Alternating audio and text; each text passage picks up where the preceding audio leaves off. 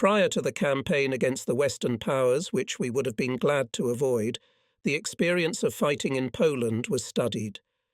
This experience showed, and for me it was not unexpected, that light infantry divisions are incomplete formations. It was decided to reform them into tank divisions numbered 6 to 9. The motorized divisions proved to be too cumbersome in their composition, and one infantry regiment each was withdrawn from them. The rearmament of tank regiments with TII and TIV type tanks, which was especially important and necessary, progressed extremely slowly because of the weak production capacity of industry and as a result of the canning of new types of tanks by the General Command of the Ground Forces.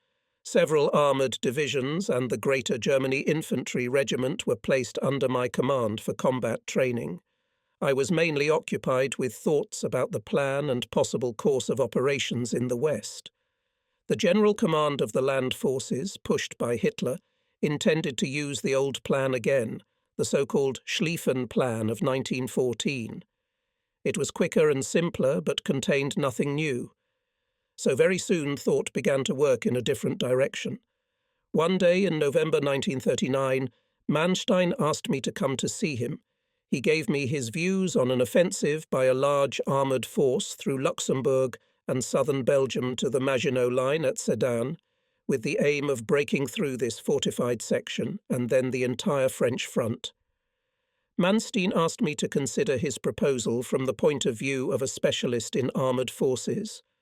After a detailed study of maps and on the basis of personal acquaintance with the conditions of the terrain during the First World War, I was able to assure Manstein that his planned operation is feasible.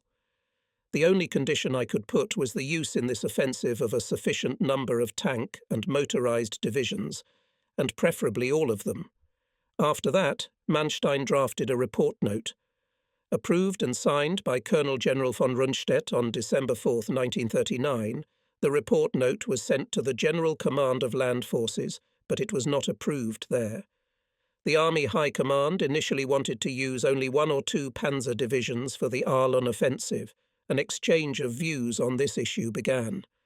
I considered such forces too weak, and therefore the operation aimless. Fragmentation of the already weak armoured forces would be the biggest mistake that can be made at all. Facing the possibility of making such a mistake just stood the main command of ground forces. Manstein insistently sought his own, which brought on himself the disfavour of the General Command of the Land Forces to such an extent that he was appointed commander of the Army Corps. He asked to give him at least a tank corps, but his request was not granted. So Manstein, our best operational mind, with a corps in the 3rd echelon and participated in the campaign, the brilliant realization of which was largely due to the initiative he showed. He was succeeded under Colonel General von Rundstedt by the calmer General von Zodenstern. Meanwhile, an incident that occurred in the Air Force forced the command to abandon the plan Schlieffen.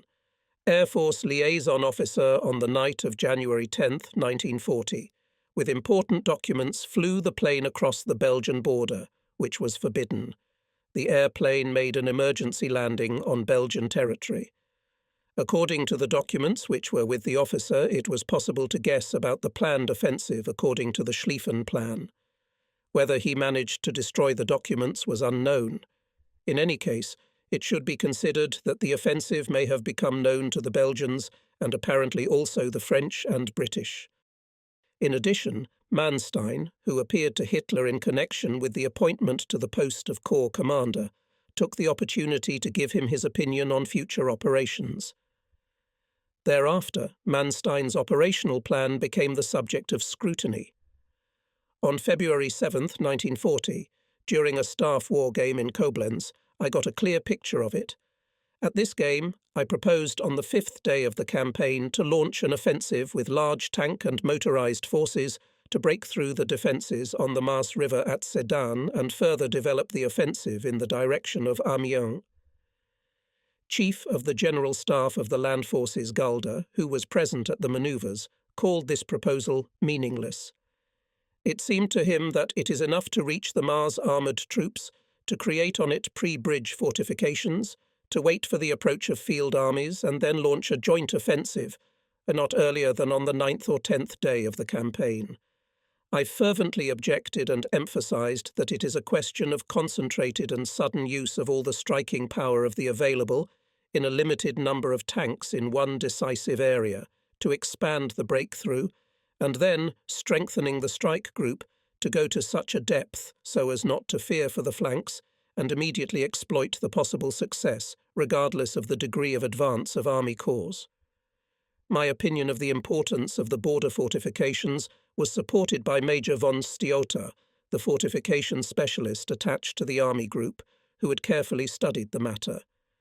Mr. von Stiota based himself mainly on the available aerial photography material, and his arguments were therefore irrefutable. On February 14th, in Mayenne, at the headquarters of the 12th Army of Colonel General List for the second time in the presence of Halder, a war game was held, at which the battle for the crossing of the Meuse was played out. The main question put before me was whether the armoured divisions should independently force the river or wait for the approach of infantry, whether in the latter case they should take part in the offensive immediately after forcing the river, given the difficult terrain in the Ardennes, north of the Meuse. The exchange of views proceeded so discouragingly that General von Wietersheim, commander of the 14th Motorized Army Corps, which was to follow my corps, and I concluded by saying that under such conditions we could not believe in carrying out this operation. We stated that this use of tanks was wrong, and that if it were to be carried out as ordered, a crisis of confidence might result. The matter became even more complicated when it became clear that Colonel General von Rundstedt also does not have a clear idea of the combat capabilities of tanks and favoured a cautious solution to this issue. Now that's where Manstein was needed. Especially much had to break the head over the issues of leadership of a large number of armoured formations. Finally, after much debate settled on the candidacy of General von Kleist, who had not previously been a supporter of tank troops. After it became clear that my tank corps in any case will have to strike at the enemy through the Ardennes, I diligently engaged in combat training of generals and staff officers to fulfill the upcoming task. In my subordination went to the 1st, 2nd and 10th Panzer Divisions, Infantry Regiment Greater Germany, a number of corps units and units, among which was also one division of mortars. All the units, with the exception of the Great Germany Regiment, were familiar to me. Some I had dealt with before the war, others during the war years, so I certainly believed in their fighting ability. Now I had an opportunity to prepare these men for a heavy task, in the success of which no one actually believed, except Hitler, Manstein, and me. The moral struggle for the realization of this idea was very exhausting. Therefore I needed a little rest, which was granted to me in the second half of March.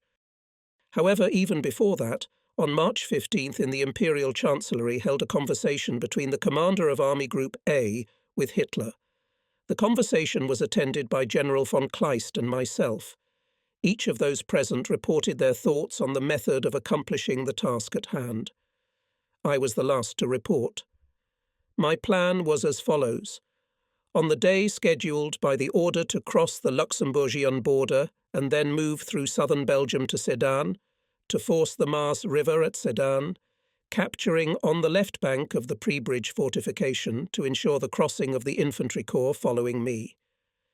Briefly, I explained that my corps will advance through Luxembourg and southern Belgium in 3 columns, that I expect to reach the Belgian border positions on the first day, and if possible to break through them, on the second day to continue the advance through Neuchâtel, on the third, to cross the Semois River at Bouillon, on the fourth, to reach the river.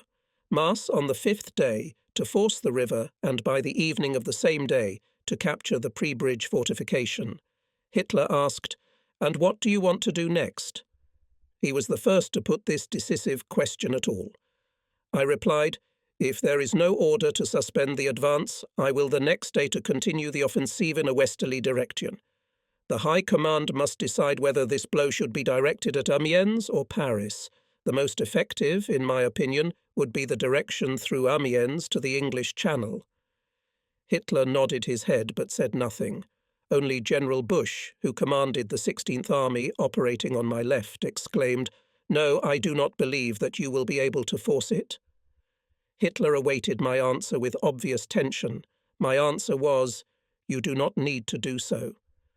To this, Hitler also said nothing. Subsequently, I never received an order that provided for more than the creation of a pre-bridge fortification on the Maas River.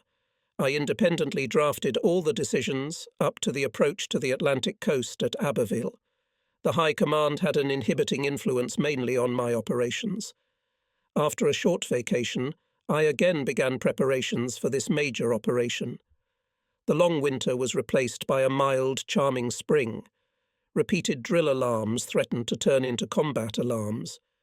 Before describing the events, I think it would be appropriate to explain why I was so confidently preparing for the heavy offensive ahead. For this purpose, I shall have to go back a little. World War I, after a brief period of manoeuvring on the Western Front, froze in positional battles. No concentration of military means, which had reached enormous proportions, was able to move the fronts until, in November 1916, tanks appeared on the enemy's side and carried, thanks to their armour, tracks and armament, consisting of guns and machine guns, previously unprotected soldiers through barrage and wire fences, through ditches and craters alive and combat-ready to the front of the German defences. The offensive was again restored to its rights. This phenomenon was peculiar and deserved serious attention. Unfortunately, the Germans underestimated tanks during that war. It no longer matters whether this is due to the lack of technical awareness of government officials or to the weakness of the German war industry. How great is the importance of tanks showed the Treaty of Versailles, which prohibited Germany, under penalty of punishment, to have and produce armoured cars, tanks, and other similar machines that could serve military purposes. Consequently, in our enemies, the tank was considered a military weapon of such decisive importance that we were forbidden to have it. Hence, I concluded that it was necessary to scrutinize the history of this combat weapon of decisive importance and trace its further development. From the theoretical analysis made by a man unconstrained by any tradition, a conclusion was reached about the design and use of tanks and the organization and use of armored formations, a conclusion that went beyond the theories prevailing abroad. In persistent arguments lasting for years, I succeeded in putting my convictions into practice before other armies had approached similar problems. The advantage in projected organization and in the combat use of tanks was the first factor on which my belief in success was based. Even in 1940, I was almost alone in the German army in believing this. A comprehensive study of the First World War allowed me to make an in-depth analysis of the psychology of the belligerents. I knew the German army well from my own observations. About the state of mind of our Western opponents, I had also created a certain opinion, which was confirmed in 1940. In military thought, in spite of the new weapon, tanks, to which the opponents should be mainly grateful for their victory in 1918, position warfare prevailed. France had the strongest land army and the largest armoured forces in Western Europe. Anglo-French armed forces in the West in May 1940 had at their disposal about 4,800 tanks. In the German armed forces on the list was listed as 2,800 tanks, including armoured cars, and in fact by the beginning of the offensive they numbered about 2,200. Consequently, the enemy had a double superiority, which was reinforced by the fact that the French tanks surpassed the German armour protection and calibre of guns, however inferior to them in the perfection of control devices and speed. Despite the presence of this strongest mobile combat weapons, France created the Maginot Line, the strongest fortified frontier in the world. So why was the money invested in fortifications not used to modernize and strengthen the mobile assets? The efforts of de Gaulle and Daladier in this direction were ignored. Hence the conclusion that the high command of the French army did not recognize or did not want to recognize the importance of tanks in maneuver warfare. In any case, all known to me, maneuvers and major military exercises testified to the intention of the French command to organize the management of its troops in such a way that reliably justified decisions fully ensure maneuvering and carrying out systematic offensive and defensive measures, strive to accurately determine the position and grouping of enemy forces before taking a decision, and when it was already taken, then acted in absolute compliance with it and acted, I would say, exactly in accordance with the scheme of the French army. This desire to act strictly according to the plan, leaving nothing to chance, also led to the inclusion of tanks in the land forces, in a form that would not violate the scheme, their distribution to infantry divisions, and only a small proportion of tanks were intended for operational use. The German command could safely assume that the defence of France, taking into account the use of fortifications planned cautiously and schematically on the doctrine based on the conclusions from the First World War, i.e., the experience of positional warfare, a high estimate of fire and underestimation of manoeuvre, the familiar principles of French strategy and tactics of 1940, the opposite of my method of fighting, were the second factor justifying my belief in victory. By the spring of 1940, the German side had a clear picture of the grouping of forces and fortifications of the enemy. We knew that on the Maginot Line between Montmedy and Sedan, very strong fortifications alternate with weak ones. The fortifications running from Sedan to the Channel we called the continuation of the Maginot Line. We also knew the location, and in the main the strength of the Belgian and Dutch fortifications erected against Germany. The garrison of the Maginot Line was insignificant. The main forces of the French Land Army, including armoured divisions and the British Expeditionary Force, were concentrated in French Flanders between the Maas River and the English Channel, with a front to the northeast. In contrast, Belgian and Dutch troops were deployed to defend their countries against attack from the east. From this distribution of forces, it was possible to infer the enemy's calculation that the Germans would act a second time on the Schlieffen Plan of 1914. Therefore, the main forces of the Allied armies were apparently intended to be used against the encompassing manoeuvre of the Germans through Holland and Belgium. To ensure the advance of Allied troops in Belgium, the French did not have sufficient reserves in the area of Charleville or Verdun. It seemed that the French High Command considered it impossible to any other option for the offensive, except for the old plan Schlieffen. This known to us grouping of enemy forces and the possibility of predetermining his behaviour in the initial period of the offensive German troops were the third factor that determined my belief in victory. To this could still be added some, though less reliable, but worthy of mentioning considerations on the question of the general assessment of our opponents. We knew the French from the First World War and respected them as brave and steadfast soldiers who vigorously defended their country. We had no doubt that they had retained these qualities.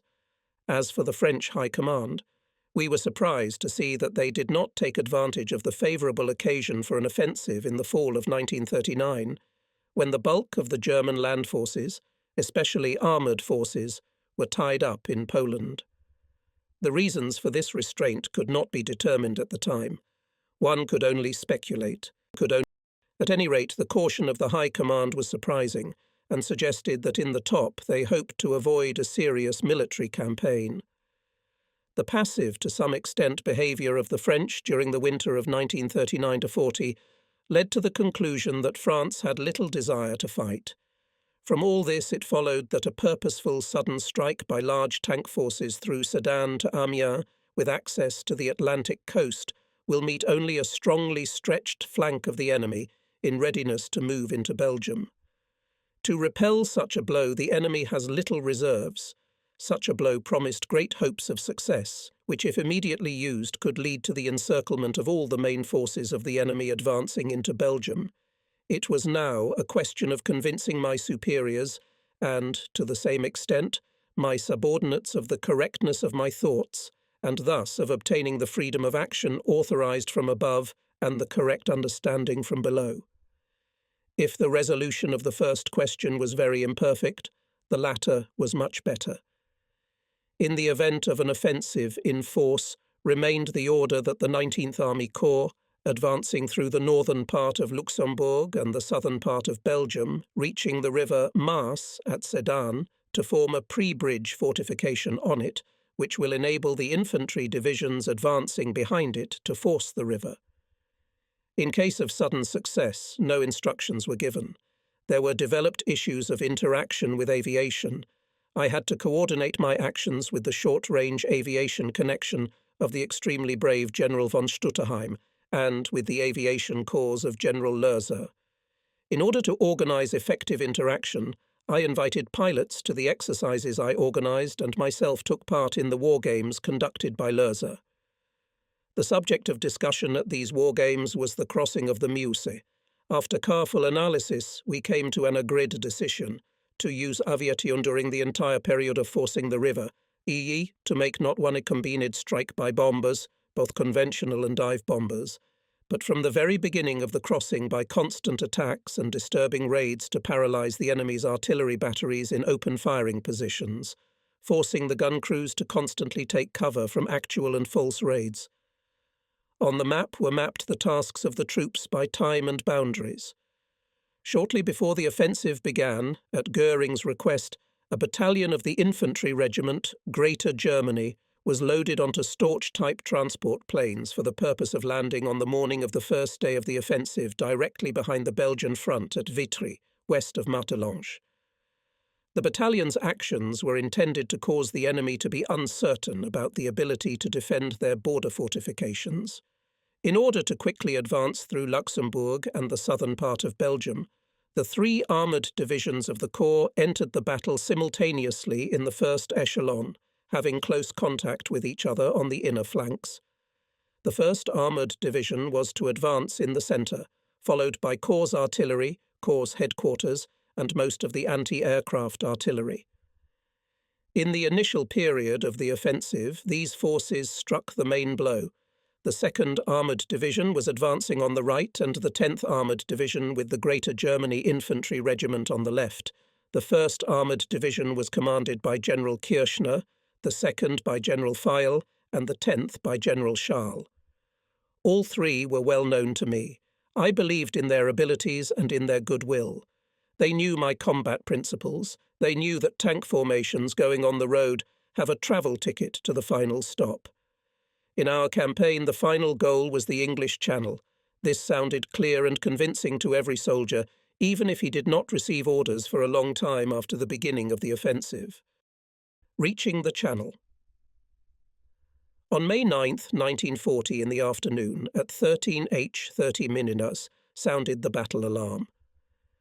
At 4 p.m. I left Koblenz and arrived by evening at the Corps command post, at Sonnengoff near Bitburg.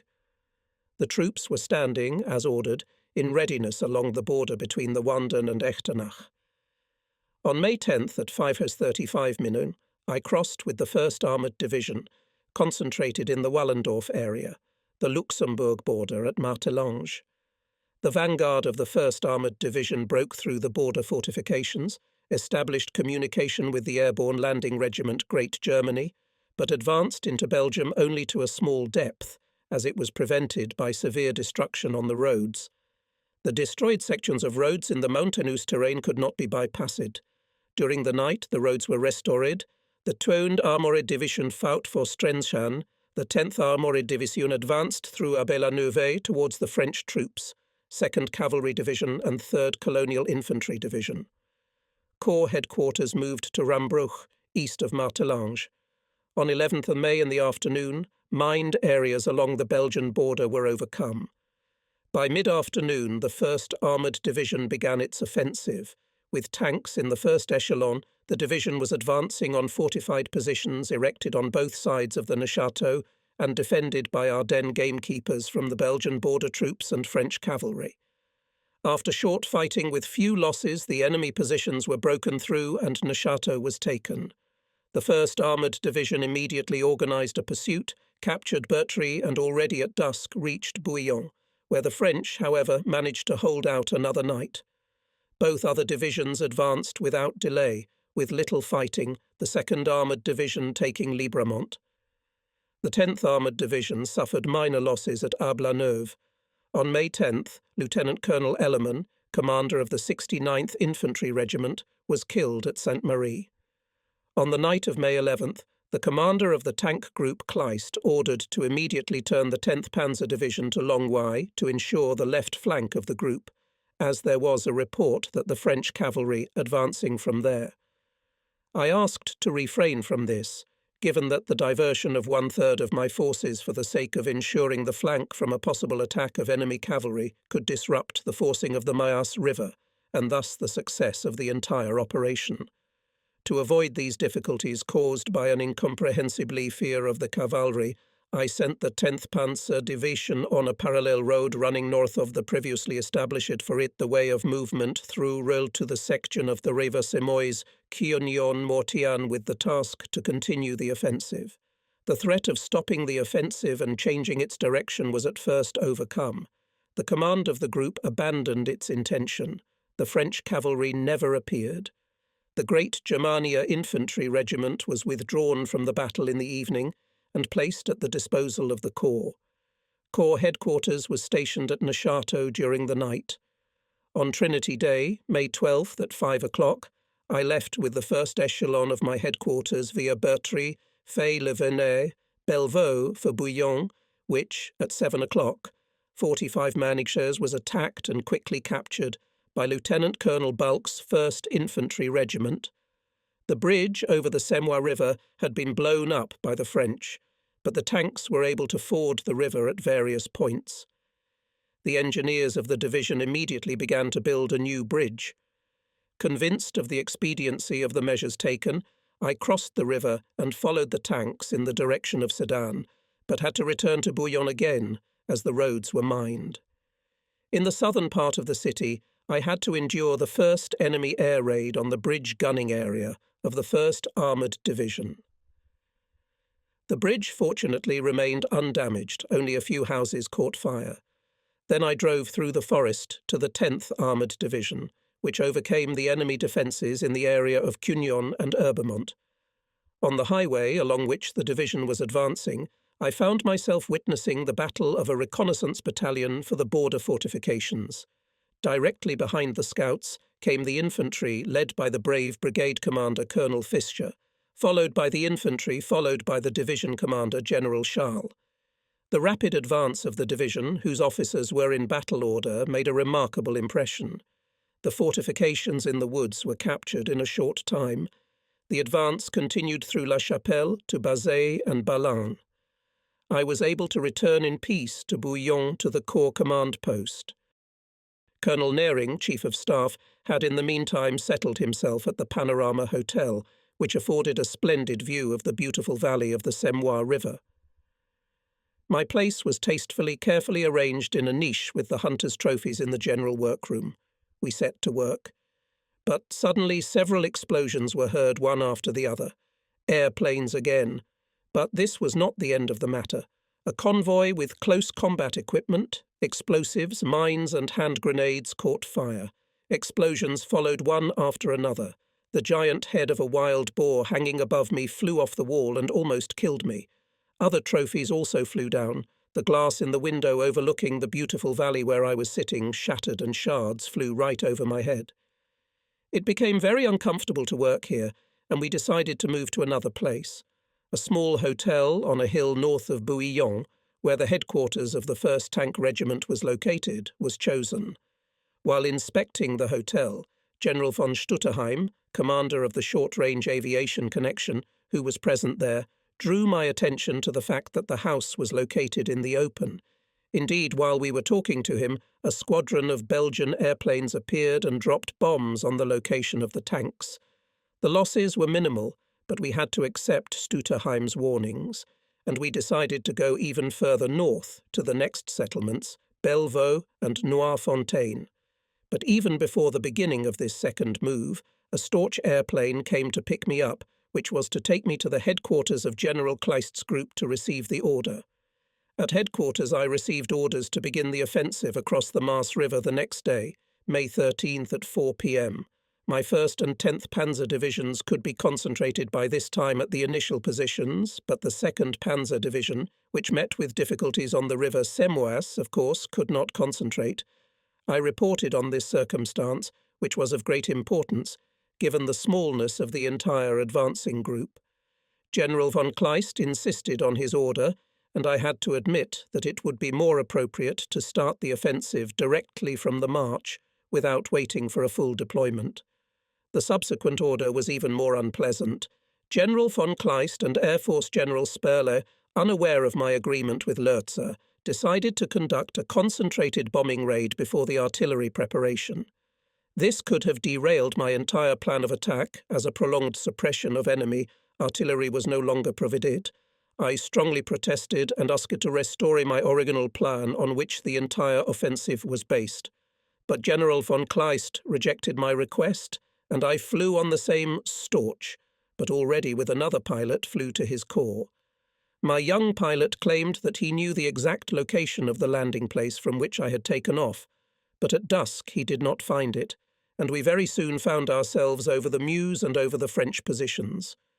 I experienced a rather unpleasant feeling being in an unarmed, defenceless Storch, and then immediately oriented myself and ordered the pilot to fly north. We soon found the landing pad, and all turned out safely.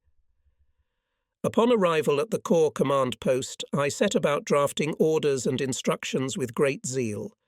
We were given very limited time, and so, to speed up the work, we used the orders developed during the headquarters exercise in Koblenz, took them out of the files, changed the date and time, and then sent them to the troops.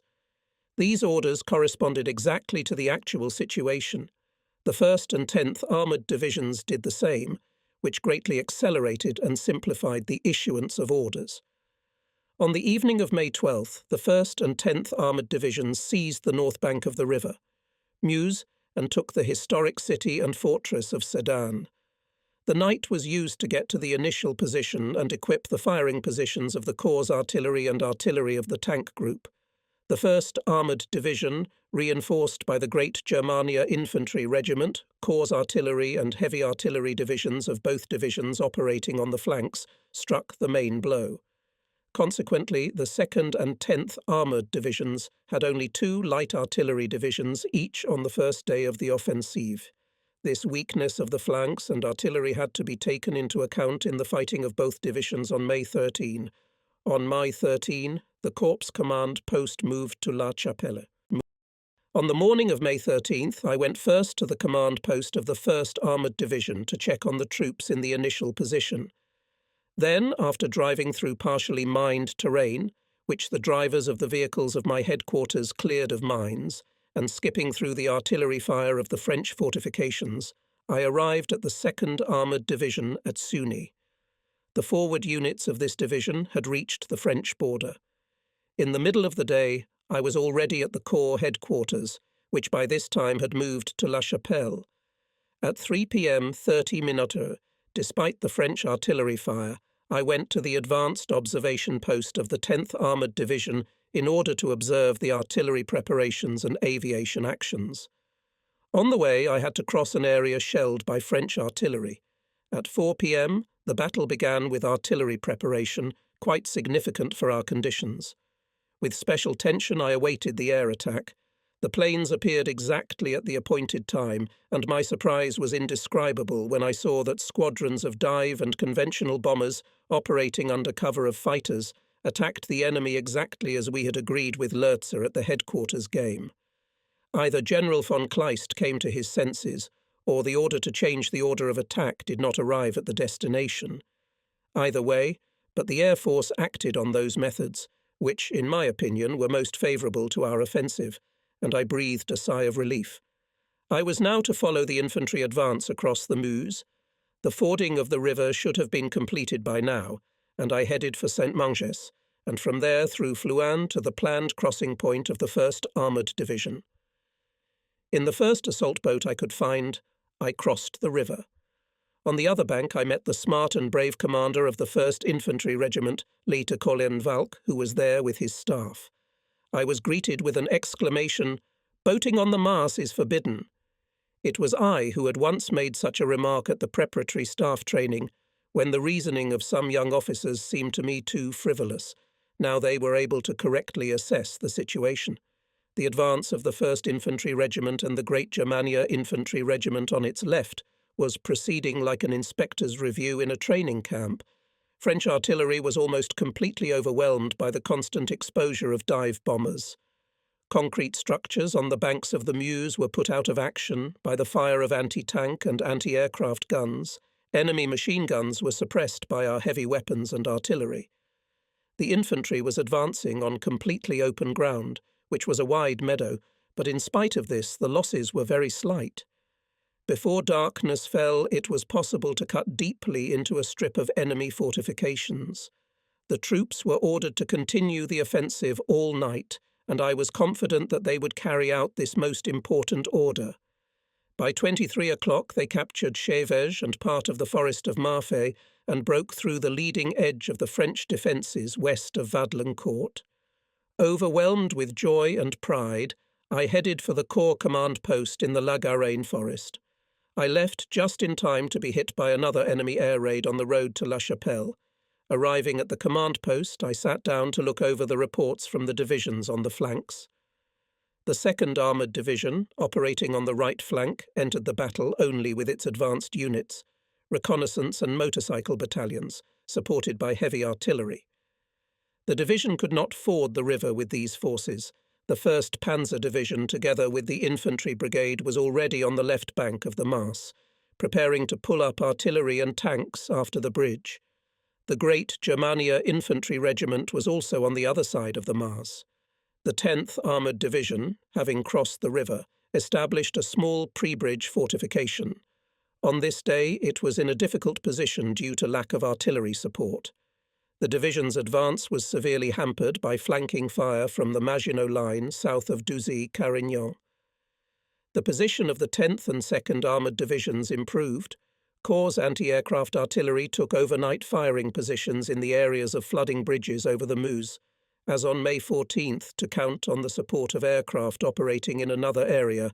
It was impossible. During the night I telephoned Lursa to find out how the aviation would be used in the future, and at the same time to thank him for the exceptionally good support which had contributed greatly to our successes. I learned that Speurl's order was late and could not be communicated to the squadrons, and that therefore Lursa had simply delayed it. I then reported by radio on the success of my troops Busch, who at one time in Berlin during a report to the Führer expressed doubts about whether I could force the Maas. Busch gave me compliments. In conclusion, I thanked the officers of my staff for their dedicated work. On the morning of May 14th, the valiant 1st Armoured Division reported that it had greatly expanded its breakthrough during the night and passed through Chemery. So forward to Chemery. On the banks of the Meuse are thousands of prisoners of war. At Chemery I was present when the commander of the 1st Panzer Division gave the order.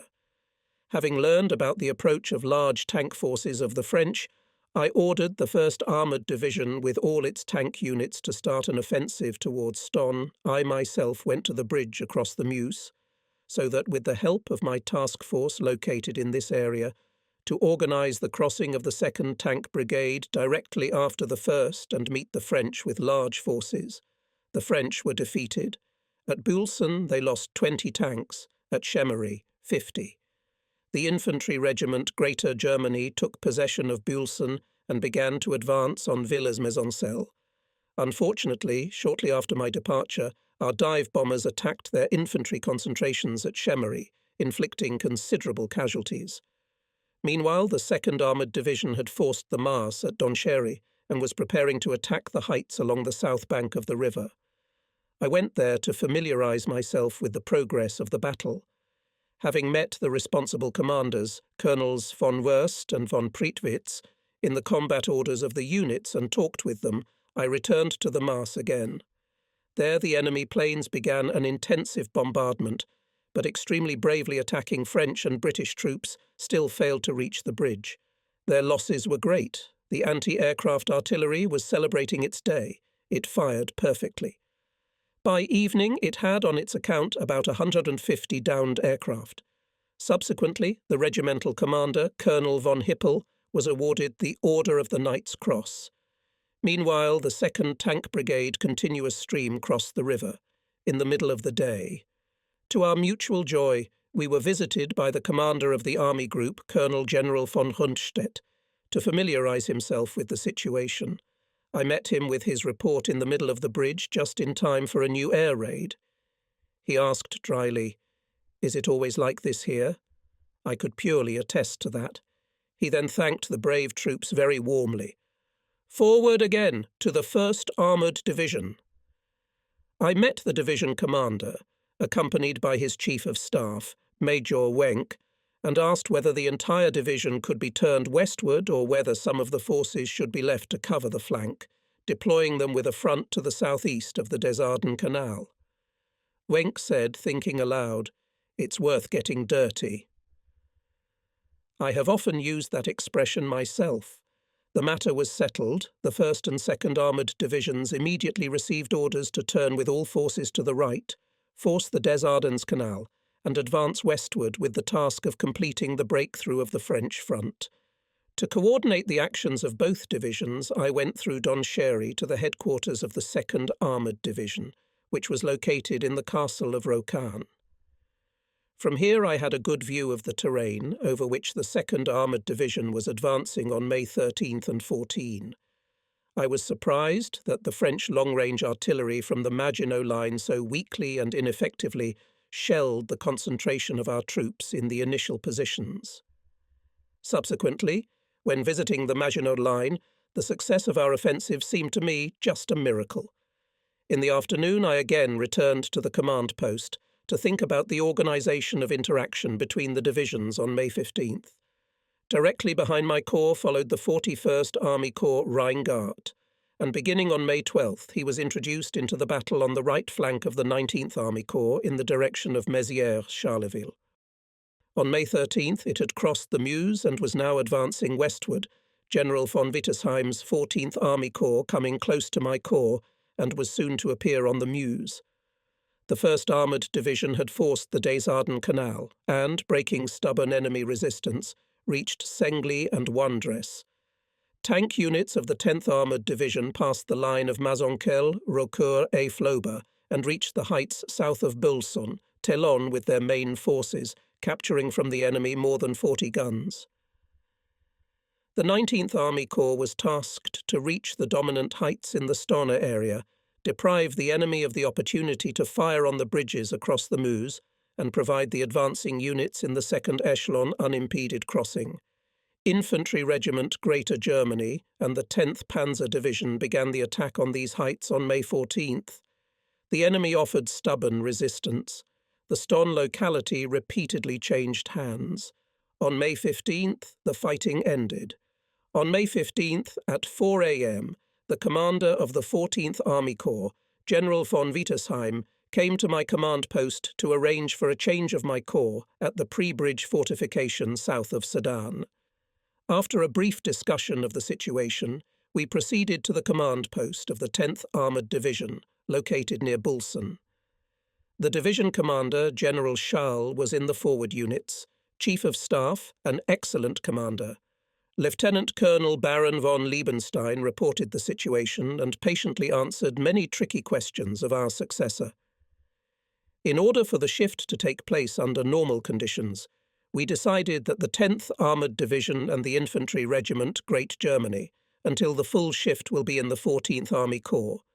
I had to confine myself to giving orders to the 1st and 2nd Armoured Divisions. The 10th Armoured Division, with its attached Infantry Regiment Greater Germany, was tasked to provide the southern flank of the 19th Corps on the line, the Desardennes Canal, heights near Stonne, the bend of the Maas River south of Villemongtry. Already on May 15th, it was reinforced by advanced units of the 29th Motorized Division. From the command post of the 10th Armoured Division, I went to Stonne to the Infantry Regiment Great Germany. There the French launched an attack, and some nervousness was felt in the mood, but the positions were eventually held. I then proceeded to the new Corps command post in the woods near Sapon-Fescher, already on the south bank of the Meuse. The night passed, contrary to my expectations. Very restless, but this was not due to the actions of the enemy, but to the difficulties created by our command. Commander of the tank group Kleist ordered to suspend the offensive and limited to the defence of the pre-bridge fortification. I did not want and could not agree with this order, for it meant the loss of the moment of surprise and a complete abandonment of the initial success already achieved. Therefore, I contacted first the Chief of Staff of the tank group, Colonel Zeitzler, and when I failed to resolve the issue with him, then directly with General von Kleist, I insisted that the order to halt the offensive be rescinded. After very lively and repeatedly interrupted negotiations, General von Kleist finally authorized the continuation of the offensive for another 24 hours in order to expand the pre-bridge fortification to accommodate the infantry corps. I touched on Genscher's mission in the conversation, and with this I was reminded of the miracle on the Marne of 1914. This thought probably caused an unpleasant feeling among the group commanders. Satisfied that I had won the right to maneuver freely, I headed out in the early morning of May 16th to the headquarters of the 1st Armoured Division. I drove through Vendressé to Aumont. The situation at the front was not yet quite clear. It was only known that during the night there was heavy fighting around Bouvelmont. So, to Bouvelmont, on the street of the burning village, I met the regiment commander, Lieutenant Colonel Balk, who reported on the events of the night. The troops had had no real rest since May 9th, and therefore felt very tired. Ammunition was running low. Soldiers in the front lines slept in the trenches. Balk himself, wearing a sports waterproof jacket and with a knotted stick in his hand, told me that it was possible to capture the village at night only because he replied to his officer's proposal to stop the offensive. Then I alone will capture the village, and moved forward. And moved forward. His men followed him. Balk's dusty face and inflamed eyes spoke of the hard day and sleepless night he had endured. For this battle he had received a Knight's Cross. The enemy, a good Normandy infantry division and a Sparga brigade, fought very bravely. His machine guns kept the whole street of the village under fire. It is true that the enemy had not been firing artillery for some time. Balk shared my opinion that the enemy resistance is paralyzed. In the morning, we got into our hands a captured French order, if I am not mistaken, signed by General Gamelin himself. The order said, "It is time to finally stop the flow of German tanks." This order further strengthened my conviction that it is necessary to continue the offensive by all means, because obviously the combat effectiveness of the French seriously worried their high command, now only to move without delay, without stopping. I ordered the men to line up and read them the trophy order, explaining its meaning and emphasizing the importance of the immediate continuation of the offensive. Then I thanked the soldiers and officers for the combat successes and demanded to gather all the forces to finally consolidate the victory. After all this, I gave the order to disperse it to the tanks and continue the offensive. The veil that kept you in the dark soon fell. We came to the operational space and at a rapid pace began the pursuit. In Poix-Terron, I met the Chief of Staff of the 2nd Panzer Division, Lieutenant Colonel von Quast, informed him of the situation and went to Novion-Porcienne and from there to Montcornet. On the way, I overtook the marching column of the 1st Armoured Division. The soldiers cheered up. Now they realized that this breakthrough, a complete victory. They greeted me with joyful shouts, "Well done, wonderful guy," "Our old man," "Saw the fast-moving Heinz," etc. In the market square of Montcornet, I met General Kempf, commander of the 6th Panzer Division of the Rheinguard Corps, whose troops, having crossed the Meuse, came to the city at the same time as my units. We had to distribute the territory of the city between 3 armoured divisions, the 1st, 2nd and 1st, which in their irresistible onslaught to the west flooded its streets. We had no orders from the group as to the dividing line between the corps, so we immediately on the spot united all divisions and began to continue the offensive to the last drop of gasoline. My advanced units reached Marle and Dursey. Meanwhile, I ordered the officers accompanying me to search the houses in the marketplace, and in a short time several hundred French prisoners from various units were collected. It was evident from their eyes how surprised they were at our sudden appearance. A tank company of the enemy, which had tried to break into the town from the southwest, was taken prisoner. It was part of General de Gaulle's division, which we knew was in the area north of Laon. In the small village of Soise, east of Montcornet, a corps command post was deployed and communications were established with the 1st and 2nd Armoured Divisions. We reported the progress of the day's fighting and our intentions to resume pursuit of the enemy on May 17th by radio to the Tank Group headquarters, see diagram 3b. After the brilliant success of May 16th and the successful battles of the 41st Army Corps, I could not think that my superiors still think to fix on the bridge fortification at the Maas and wait for the arrival of the infantry corps. I was completely possessed by the idea that I expressed in March at a report to Hitler, namely, to complete the breakthrough and do not stop until the shore of the English Channel. I could not imagine that Hitler himself, who approved of Manstein's bold plan of attack and did not protest against my plan to make the breakthrough, could be afraid of his own courage and stop the offensive. However, I was monstrously mistaken. This became clear to me the next morning.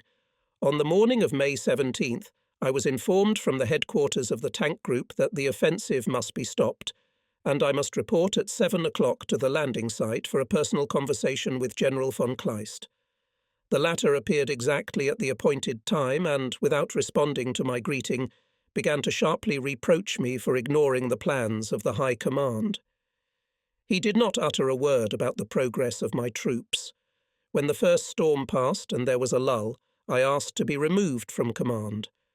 General von Kleist was surprised, then nodded his head and ordered me to transfer command of the corps to the senior commander after me. That was the end of our conversation. I went to the command post, called General Feil, and handed him the command of the corps.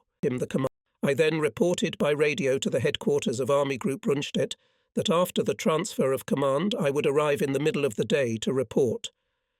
Very soon from there I received instructions to remain at my command post and await the arrival of Colonel General List, commander of the 12th Army, which was advancing behind my corps, who was charged with settling this conflict. Until the arrival of Colonel General List, orders were given to suspend the advance of all units. Major Wenck, who had returned to us, was fired upon en route by French tanks and wounded in the leg. General Feil arrived at the command post and was brought up to speed. In the afternoon, Colonel General List arrived and asked what, in fact, we had going on. I explained it to him. He cancelled in the name of Colonel General von Rundstedt the order to remove me from my post and said that the order to stop the offensive was given by the General Command of the Land Forces and therefore must be implemented. He agreed with my arguments regarding the continuation of the offensive and therefore authorized me on behalf of the Army Group Command to continue the advance of combat-ready reconnaissance units, but the Corps Command post should remain in the same place. This was already a step forward. I was very grateful to Colonel General List for his intervention and asked him to settle my conflict with General Kleist. And so I proceeded to advance combat-ready reconnaissance units. The Corps Command post was still at its old location at Suaz. I ordered a field cable to be laid between Corps headquarters and my forward command post, which obviated the need for radio communications that might have been intercepted by the radio intelligence of the Army High Command or the Armed Forces High Command. Even before receiving orders to halt the offensive, the 1st Armoured Division had occupied Ribemont on the Oise River and Crécy on the Serre River on the morning of May 17th. Advance units of the 10th Panzer Division, withdrawn from the area south of Sedan, reached Friacourt and Soles-Monclin. Already in the evening of May 17th managed to create a pre-bridge fortification on the river Oise near Moya. May 18th at 9 o'clock, 2nd Panzer Division came to St. Quentin. Acting to the left of the 1st Panzer Division also on this day forced the Oise and moved in the direction of Péronne. The 10th Armoured Division was following the advance divisions on the left, also on Péronne. On the morning of May 19th, the 1st Armoured Division succeeded in creating a pre-bridge fortification on the Somme River near the city. Several French headquarters that had arrived at Péronne for reconnaissance were captured directly by us. The forward command post of the Corps moved to Villesec. On May 19th, we passed the battlefields of World War I on the Somme. During the offensive north of the Enser and Somme rivers, securing the exposed left flank was initially entrusted to flank cover, consisting of scout, tank fighter and sapper units. There was little threat from the flank. As early as 16th May, we knew of the presence of a French armoured division, General de Gaulle's new formation, which, as already mentioned, had first engaged at Montcornet. De Gaulle confirmed our information a few days later. On May 18th, several tanks from his division came within 2 kilometres of my forward command post in the Olnona forest, guarded only by a few 20mm anti-aircraft guns. I survived a couple of hours in lingering obscurity until these formidable guests turned back. There was also knowledge of a French reserve army of about 8 infantry divisions forming up in the Paris area. We did not suppose that General Frère would move against us while we ourselves were still in motion. According to French principles of combat, he had to wait for accurate information about the location of the enemy. So it was a question of keeping him in the dark. This was best accomplished by a continuous offensive. On the evening of May 19th, the 19th Army Corps reached the line Cambrai-Péronne, Ham. According to my calculations, the 1st Armoured Division could be ready to advance on Amiens by 9 o'clock. I booked myself a car for 5 o'clock, as I wanted to witness this historic act. The officers on my staff thought that I wanted to leave too early and advised me to delay my departure, but I insisted and was right. When, on May 20th at 8 o'clock 45 minutes, I arrived on the northern outskirts of Amiens, the 1st Panzer Division was preparing to go on the offensive. On the way, I ascertained that the 10th Armoured Division was at Péronne and learned interesting details about how the 1st Armoured Division's shift was proceeding. Parts of the 1st Armoured Division, defending the bridge fortification, were withdrawn without waiting for the arrival of the shift, because Lieutenant Colonel Bulck, who commanded them, did not want to miss the moment of the offensive on Amiens, which he considered more important than the defence of the bridge fortification. Colonel Landgraf, who had replaced him, was extremely indignant at such frivolity, but Bulck replied to his reproaches, "Well then, seize this bridgehead again. I had to capture it." Fortunately, the enemy gave Landgraf time to retake the abandoned bridgehead without a fight. I bypassed from the South Albert, still in enemy hands, and headed for Amiens, meeting countless columns of refugees on the way. The 1st Armoured Division's offensive was progressing well, and by mid-afternoon the town and a bridgehead about 7 kilometres deep were in our hands. I took a quick look at the captured terrain and town, especially the beautiful cathedral, and quickly headed down the road to Alba, where I expected to find the 2nd Armoured Division. I rode toward the stream of advancing troops and refugees. Many enemy vehicles were wedged into the German marching columns, the drivers of which hoped to remain undetected in the thick dust, reach Paris, and avoid capture. In a short time, I took 15 British prisoners. At Alba, I met General Feuillet. The 2nd Armoured Division captured an English battery on the training ground, which was armed only with training shells, for no one had expected our appearance. Prisoners of war of various nationalities filled the square and streets of the city. The fears of the 2nd Armoured Division that the offensive would have to be suspended for lack of fuel soon dissipated. The division was ordered to reach Abbeville today. By 7 p.m., it fulfilled it, passing through Dullen-Berneville, Beaumais, Saint-Riquier. It is true that our planes put this division at a disadvantage by bombarding it from time to time. After I visited the commander of the 2nd Armoured Brigade, Colonel von Prittwitz, who was characterized by great mobility, and made sure that he spoke at Abbeville, I went to Carrier, northeast of Amiens, where the Corps headquarters was moved.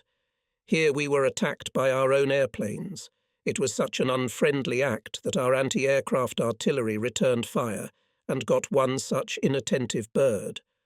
Both pilots parachuted out and were soon sitting in front of me, looking at each other with unpleasant surprise.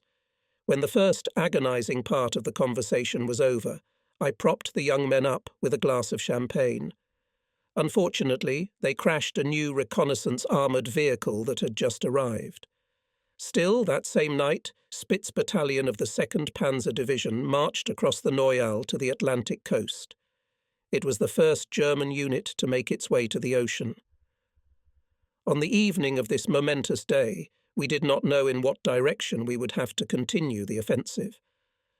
Kleist's panzer group also did not receive orders to continue the operation. The day of May 21st was lost, waiting for orders. I used the day to visit the Somme crossings, the pre-bridge fortifications at Abbeville. On the way, I asked my soldiers how they regarded the operations carried out. "Very good," replied an Austrian from the 2nd Armoured Division, "but 2 days we wasted." Unfortunately, he was right. The possession of the coast of the English Channel May 21st came. The order to continue the offensive to the north with the task of seizing the Channel ports.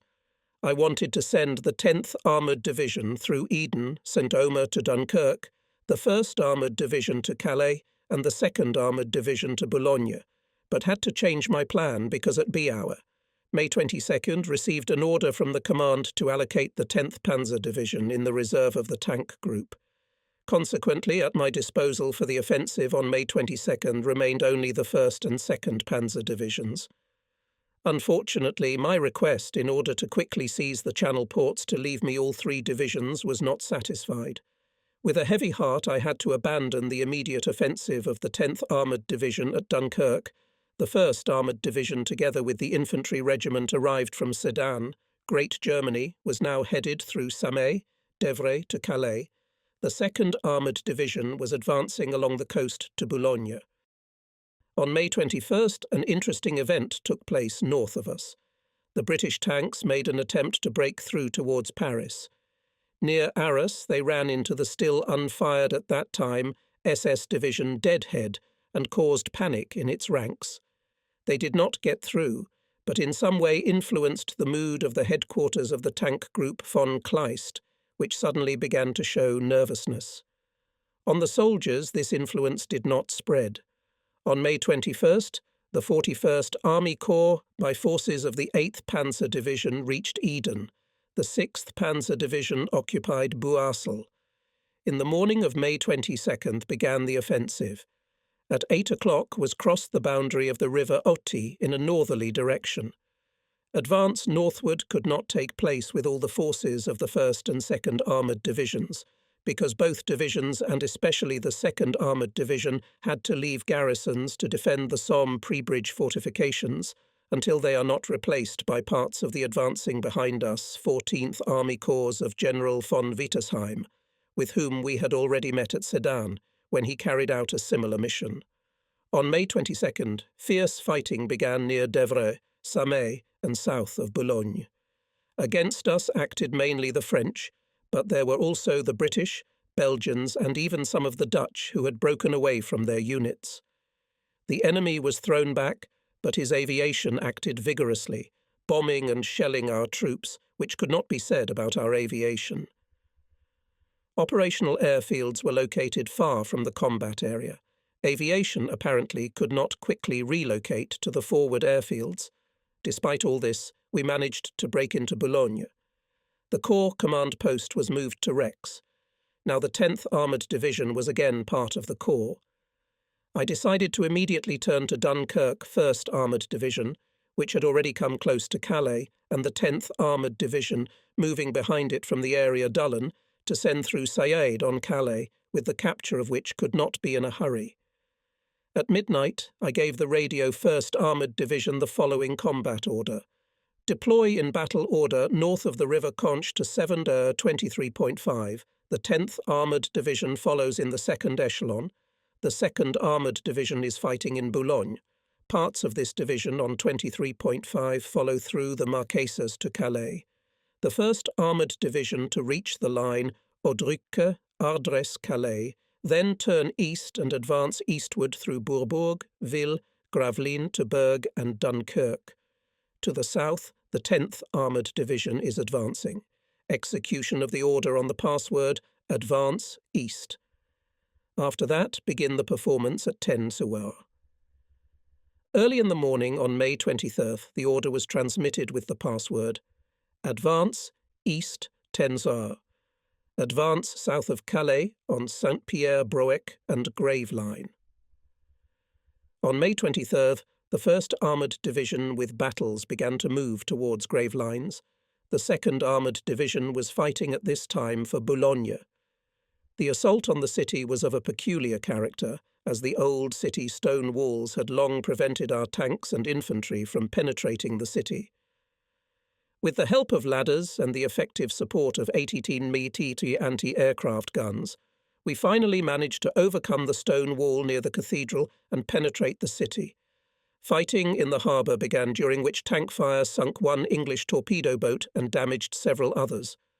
On May 24th, the 1st Armoured Division reached the Canal between Olck and the coast and captured the pre-bridge fortifications at Olck, Saint-Pierre-Broec, Saint-Nicolas and Bourbourg.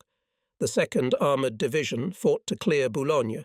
The 10th Armoured Division with its main forces reached the line of Devray-Samay.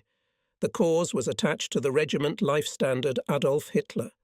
I gave him the task to operate in the coastal strip to increase the rapidity of the offensive of the 1st Panzer Division at Dunkirk. The 2nd Panzer Division was ordered to withdraw from Boulogne all available units and direct them to the coastal strip. The 10th Panzer Division blocked Calais and began to prepare for the storming of the old sea fortress. In the afternoon, I visited the division and ordered to advance systematically to reduce losses. For action on May 25th, the division was reinforced with heavy artillery that could be withdrawn from the Boulogne area.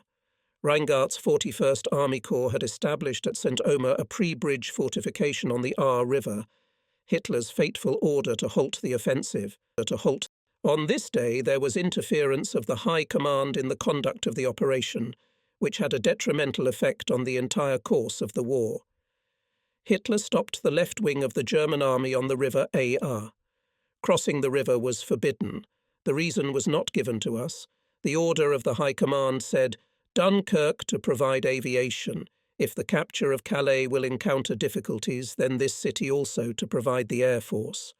The contents of the order I pass on from memory. We were speechless. But it was difficult for us to contradict the order, not knowing the reasons that forced him to give it. So armoured divisions received the order: hold the coast of the English Channel, break in operations to use for repair of machines. Active activity of the enemy aviation did not meet with repulse from our side. On the morning of May 25th, I went to the coast to look for the headquarters of the Life Standard Regiment and to make sure that the order to stop the offensive was carried out. On arriving there, I saw the Life Standard Regiment crossing the Aar. On the other side of the river, I could see a large hill 72 metres high, which dominated the whole surrounding marshy lowland. There, in the ruins of the old fortress, I found Sepp Dietrich, the regimental commander of the Leibstandarte Regiment.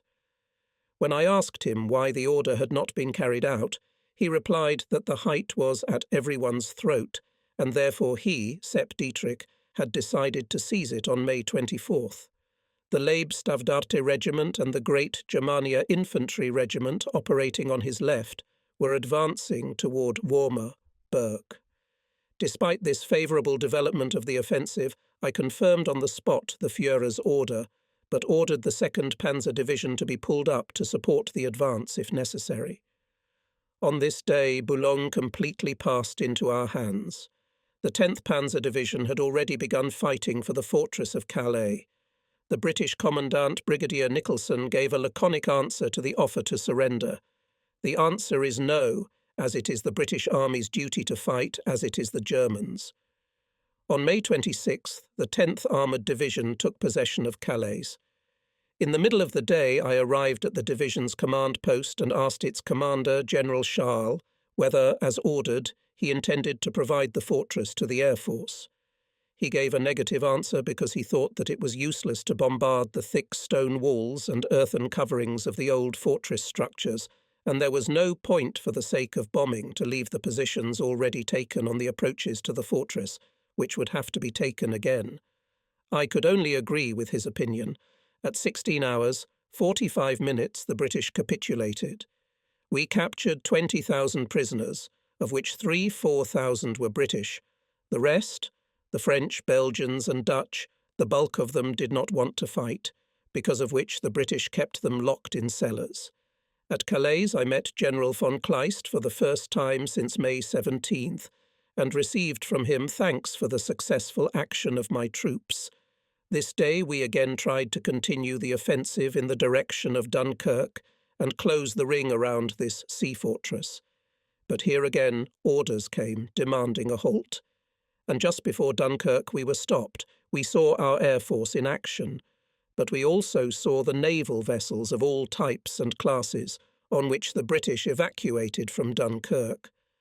On this day my command post was visited by General von Wietersheim in order to prepare the replacement of the 19th Army Corps by the 14th Army Corps.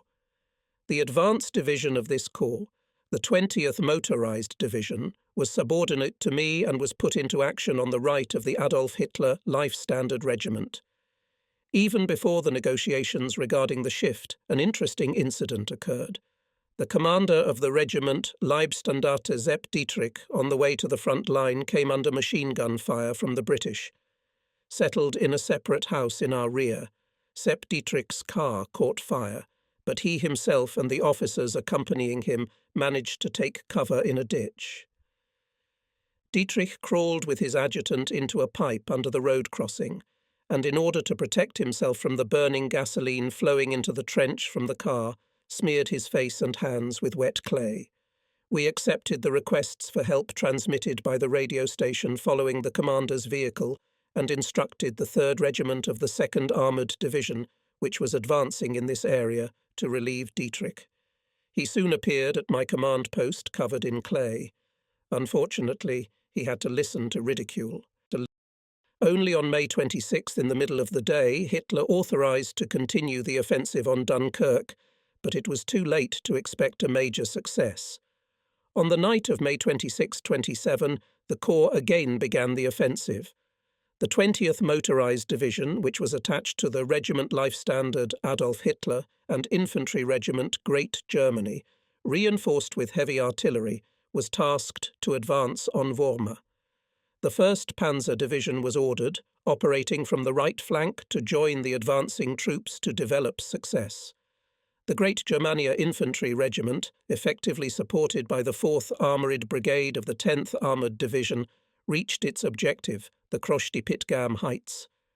A tank reconnaissance battalion of the 1st Armoured Division occupied Brücke.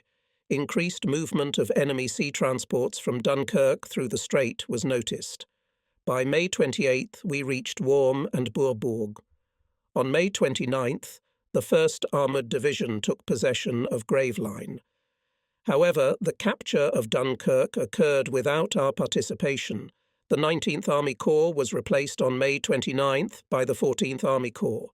This operation would have been carried out much faster if the High Command did not stop several times the troops of the 19th Army Corps and did not prevent its successful advance. It is very difficult to say what turn the war would have taken if then at Dunkirk managed to capture the expeditionary forces of England. At any rate, far-sighted diplomacy could have benefited greatly from such a military success. Unfortunately, this opportunity, due to Hitler's nervousness, was lost. Subsequently, motivating his decision to stop the offensive of my corps, he said that the territory of Flanders, with its many canals, allegedly unsuitable for the action of tanks. This explanation cannot be recognized as satisfactory. On May 26th, I expressed my sense of gratitude to my brave troops in the following corps order. Soldiers of the 19th Army Corps, 17 combat days in Belgium and France are behind us. A path of exactly 600 kilometers separates us from the German border. We have reached the coast of the English Channel and the Atlantic Ocean. You overcame the Belgian fortifications on this way, forced the Maas River, broke through the Maginot Line on the historic battlefield near Sedan, seized important heights in the area of Stony, then swiftly passed through St. Quentin and Péronne, and with battles came to the lower Somme near Amiens and Abbeville. You crowned your military exploits with the capture of the Channel coast with the sea fortresses of Boulogne and Calais. I demanded that you refuse to sleep for 2 days. You held out for 17 days. I ordered you to fight in spite of the threat on your flanks and rear. You never hesitated. With exemplary confidence in your strength and with faith in the realization of the tasks before you, you selflessly carried out every order. Germany is proud of its tank divisions, and I am happy to be your commander. We honor the memory of our fallen comrades. We are confident that the sacrifices made were not in vain. Now we will prepare for new feats. Long live Germany and our Führer Adolf Hitler. Signed, Guderian. Winston Churchill, in his Memoirs of World War II, Volume 2, pp. 100 et seq, of the German edition by I. P. Toth, suggested that Hitler, by stopping the advance of tank units on Dunkirk, wanted to give England an opportunity to make peace, or wanted to improve the prospects for Germany to make a favourable peace with England. Neither at that time nor later have I met with facts that could support this view. Another assumption by Churchill that the tank units were allegedly stopped by Rundstedt's decision is also untenable.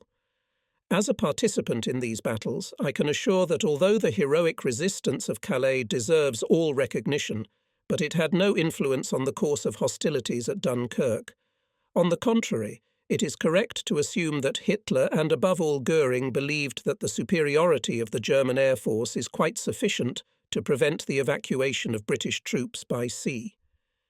Hitler was mistaken, and this delusion had dangerous consequences, for only the capture of the British Expeditionary Army could strengthen the British intention to make peace with Hitler or increase the chances of success of a possible landing operation in England. In Flanders, I received news of the wounding of my eldest son. Fortunately, this wound was not life-threatening. My second son had been awarded the Iron Crosses of the 2nd and 1st class in France. He fought in a reconnaissance battalion of a tank division, but remained alive and even unharmed. On May 20th, General Kirchner received the Knight's Cross. He was followed on June 3rd by General Fayel, Colonel Fischer, 10th Armoured Division, Lieutenant Colonel Bulk, 1st Armoured Division, Oberleutnant Etzold, Motorcycle Battalion, Lieutenant Hanwau Air, 80th Infantry Regiment, and Fieldfebel Rubat, Engineer Battalion, 10th Armoured Division. Later, several other officers and soldiers received awards. Reaching the Swiss border on May 28th, Hitler ordered the creation of a tank group under my command. On June 1st, the Corps headquarters moved to Sinaï-le-Petit, southwest of Charleville, to prepare for the continuation of the campaign. Then, in the first days of June, in the area southwest of Charleville, was formed Guderian's Tank Group. The group's headquarters was made up of officers from the headquarters of the 19th Army Corps. Tested officer Colonel Nehring remained Chief of Staff, Major Bayerlein, Head of Operations, Lieutenant Colonel Riebel, Head of the Personnel Department. The tank group consisted of the 39th Army Corps, General Schmidt, consisting of the 1st and 2nd Armoured Divisions and the 29th Motorised Division, the 40th Army Corps, General Reingard, consisting of the 6th and 8th Armoured Divisions and the 20th Motorized Division, as well as several units directly subordinate to the command of the group. The tank group itself was subordinate to Colonel General List's 12th Army. The march to the new areas of concentration was successful. Especially well made the march of the 1st and 2nd Panzer Divisions, moving from the coast. The total length of the route was 250 kilometres, but because of the detours that had to be made, as many bridges were destroyed, had to pass about 100 kilometres more. The strong fatigue of the men and worn-out materiel also had an impact. Fortunately, it was possible to give the troops a few days to rest and to repair the material. As a result of such a successful first period of the campaign in the West, all enemy forces in Holland, Belgium and northern France were paralysed. The front in the south was opened. In this environment, it was possible to destroy the main forces of tank and motorised forces of the enemy. In the upcoming second period of the campaign, the main task was to defeat the remnants of the French ground forces, a total of about 70 divisions, including 2 British divisions, and then conclude a favourable piasse. So, at least, we thought at the time, concentration and deployment of troops to continue the campaign was faster, on the right flank, on the Somme River, than in the centre, on the rivers Ser and Aisne.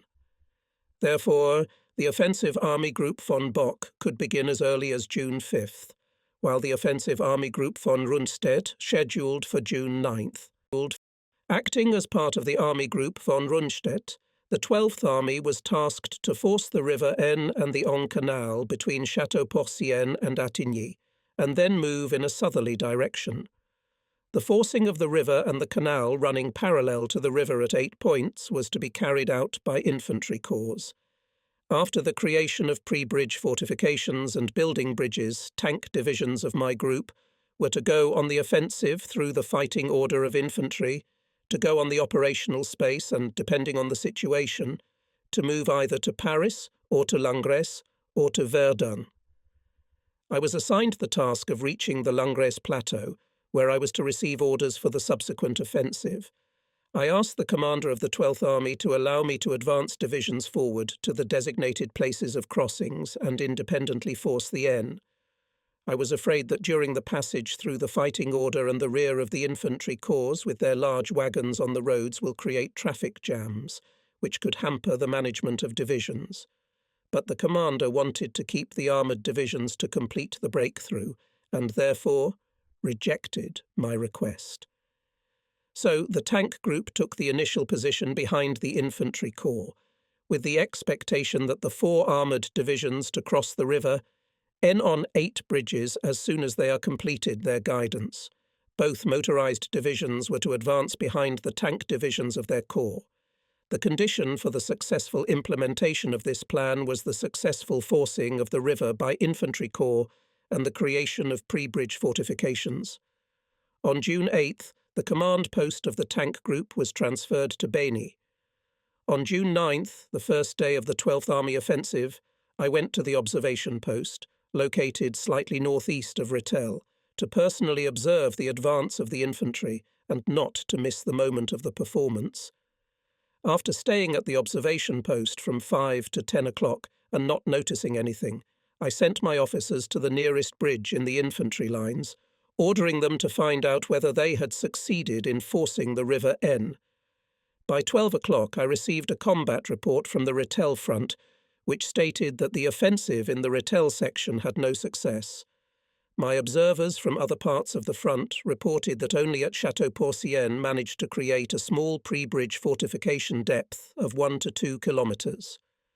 I established contact with my friend, Chief of Army Staff General Mackensen, and asked him to report to the commander that I propose in connection with the situation to pull up the tanks at night on this single pre-bridge fortification to the next morning to make a breakthrough in this area. Then, after visiting the headquarters of the 3rd Army Corps of General Haas, where I received brief information about the situation, I went to Château-Porcienne. Returning from the pre-bridge fortification, I met north of the village of Château-Porcienne, commander of the 39th Army Corps, General Schmidt and General Kirchner, and discussed with them the order of transfer of the 1st Armoured Division to the pre-bridge fortification. The division was to move out at dusk. Soon I met with the Army Commander, Colonel General List, who, having left the northern section of the front, was passing through the area where the 1st Panzer Division was located, and, to his displeasure, noticed that some of the tankers were without uniforms, and some were bathing in a nearby river. He demanded an explanation from me as to why the troops had not yet advanced to the pre-bridge fortifications. On the basis of my personal impressions I had just received, I objected that the advance was impossible until the pre-bridge fortifications were established and sufficiently expanded, and that the lack of pre-bridge fortifications should not be blamed on the tank troops. Colonel General List immediately shook my hand, displaying his characteristic chivalrous manners, and calmly began to talk to me about continuing the offensive. After a short stay at the command post of the group, I again went to Château-Porcienne to the pre-bridge fortification to follow the advance of my tanks and to coordinate matters of interaction with the commander of the infantry division.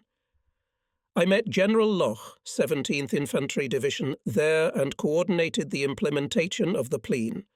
Until 1 o'clock in the morning I stayed at the front line, thanked the wounded tankers and scouts waiting at the bridge for evacuation to the rear for their courageous behaviour in battle, and went to my command post in Benyi to give orders for further action. During the second half of the day, it was possible to create 2 small pre-bridge fortifications west and east of Château-Porcien, which allowed the 2nd Armoured Division and the following units of the 1st Armoured Division to force the river. The offensive of my tanks was to begin on June 10th at BHH 30 Mindaus. At the appointed time, I went into battle order and forced forward the battalions of the 1st Infantry Brigade, which were too far in the rear. To my surprise, I was recognised by the infantry units in the front line. I soon found out that I was in the 55th Regiment, which at one time had been stationed in Würzburg. The officers and non-commissioned officers of this regiment knew me from the time when I was the commander of the 2nd Armoured Division, also stationed in this beautiful, unfortunately now completely destroyed city. They greeted me cordially. The advance of tanks and infantry began simultaneously and in a coordinated manner. The advancing troops passed through Alençon and Tagnon at a rapid pace and moved towards Neflis on the Retourne River. In the open terrain, tanks met almost no resistance. As the new French tactics of the main importance attached to the defence of settlements and woodlands, abandoning the defence of open terrain. In villages, our infantry, meeting stubborn enemy resistance, had to fight for individual houses and take barricades. At the same time, the tanks, which were bothered only by the ineffective fire of the French heavy artillery, located in the rear, behind the still-held front at Rethel, broke through to the river Retourne and forced this swampy river at Neflisy. The 1st Panzer Division continued the offensive on both banks of the Retourne. South of the river, the 1st Armoured Brigade was advancing. North of it, Balk's infantry was operating. About mid-afternoon, as we approached Juneville, large enemy tank forces launched a counterattack. South of Juneville, a tank battle ensued, ending in about 2 hours with our victory. In the afternoon, we took possession of Juneville.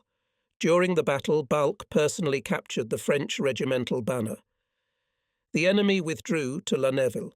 During the tank battle, I tried in vain to hit a French B tank with the fire of a French trophy 47mm anti-tank gun. All the shells bounced off the thick armour walls without causing any damage to the tank. Our 37mm and 20mm guns were also not effective against this machine. Therefore, we were forced to take casualties. At the end of the day, north of Juneville again fought hard with French tanks that had launched a counterattack from Anel to Perth. These tanks were driven back. Meanwhile, the 2nd Armoured Division, forced west of Château-Porcien-Arc-et-en-Onde, began to advance southward. By evening, it reached the line Oudilcourt-Saint-Étienne. Reingard's corps, which had not had time to ford the Yonne River at the point assigned to it, crossed the river after the 1st Panzer Division. It was calculated that the capture of Juneville would soon force the enemy to cease resistance at Rethel, resulting in the corps having freedom of action. The command post of the group was in the woods of Sévigny on the Yonne River, southeast of Château-Porcien. For the night I headed there, deadly tired, without even taking off my headdress. I threw myself on a pile of straw and immediately fell asleep. The caring rebel had ordered a tent to be pitched over me and posted a sentry near it to enable me to sleep for at least 3 hours. On the morning of June 11th, I arrived in the area of La Neuville, where the 1st Panzer Division was advancing. Balk showed me the banner he had captured. The offensive took place as on the training ground. Artillery preparation, the advance of tanks and infantry, the capture of the settlement, the breakthrough in the direction of Bétheneville, a settlement well known to me from the First World War. On the river Suippe, the enemy increased resistance, but his attack with a force of 50 tanks, probably from the composition of the 7th French Light Division, was inconclusive. We took the settlements of Noroespen and Saint-Hilaire-le-Petit. The 2nd Armoured Division reached Époisse. The 29th Motorised Division reached the woods southwest of this locality. Advancing on the left of the 39th Army Corps, 41st Army Corps, Reingard had to, before continuing to advance in a southerly direction, to repel the attack of the 3rd Mechanised and 3rd Armoured Divisions of the French, moving from the area of the Argonne Mountains on the left flank of the corps. In the afternoon, returning to the command post of the group, I learned of the intention of the Commander-in-Chief of the Ground Forces to visit the tank group. I met Colonel General von Brauchitsch already at the command post and reported to him the situation on my section of the front and my further intentions. I did not receive any new instructions. In the evening, the command post was transferred to Juniville. On June 12th, the offensive continued. The battle was fought by the 39th Army Corps, consisting of the 2nd Armoured Division, advancing on Chalon-sur-Marne, 29th Motorized Division, and 1st Armoured Division, advancing on Vitry-le-François. The 41st Army Corps was to advance with its right flank across the Somme to sweep. The movement of tanks was hampered by the unrelenting pressure of infantry, who crossed the River Aisne after the tanks. The infantry in some areas caught up with the fighting tank units, and because of insufficiently clear delineation of the offensive lanes intermingled with them. All requests to regulate the order of movement addressed to headquarters were in vain. At some crossings of the river, unpleasant incidents between soldiers of different branches of the army were played out. Both infantry and tanks wanted to fight in the first echelon. Day and night marched brave infantry to meet the enemy. On the morning of that day, we crossed the Champagne Plateau, familiar to me since the fall of 1917. I headed for the 29th Motorized Division of General Baron von Langemann, which had just arrived at the front and which I found on the northern edge of the Mourmelon-le-Grand camp. The division commander, who was in the position of a reconnaissance battalion, was just giving orders for an attack on the camp occupied by the enemy. The order was short and clear. All this together made a very good impression. Satisfied with everything I had seen, I could go on to Chalon-sur-Marne to the 2nd Armoured Division. By the time I arrived, our units had already reached Chalon-sur-Marne. Forward reconnaissance patrols passed the bridge over the Marne, but unfortunately did not immediately check the explosion chambers, despite clear instructions that in this regard should be acted with great care.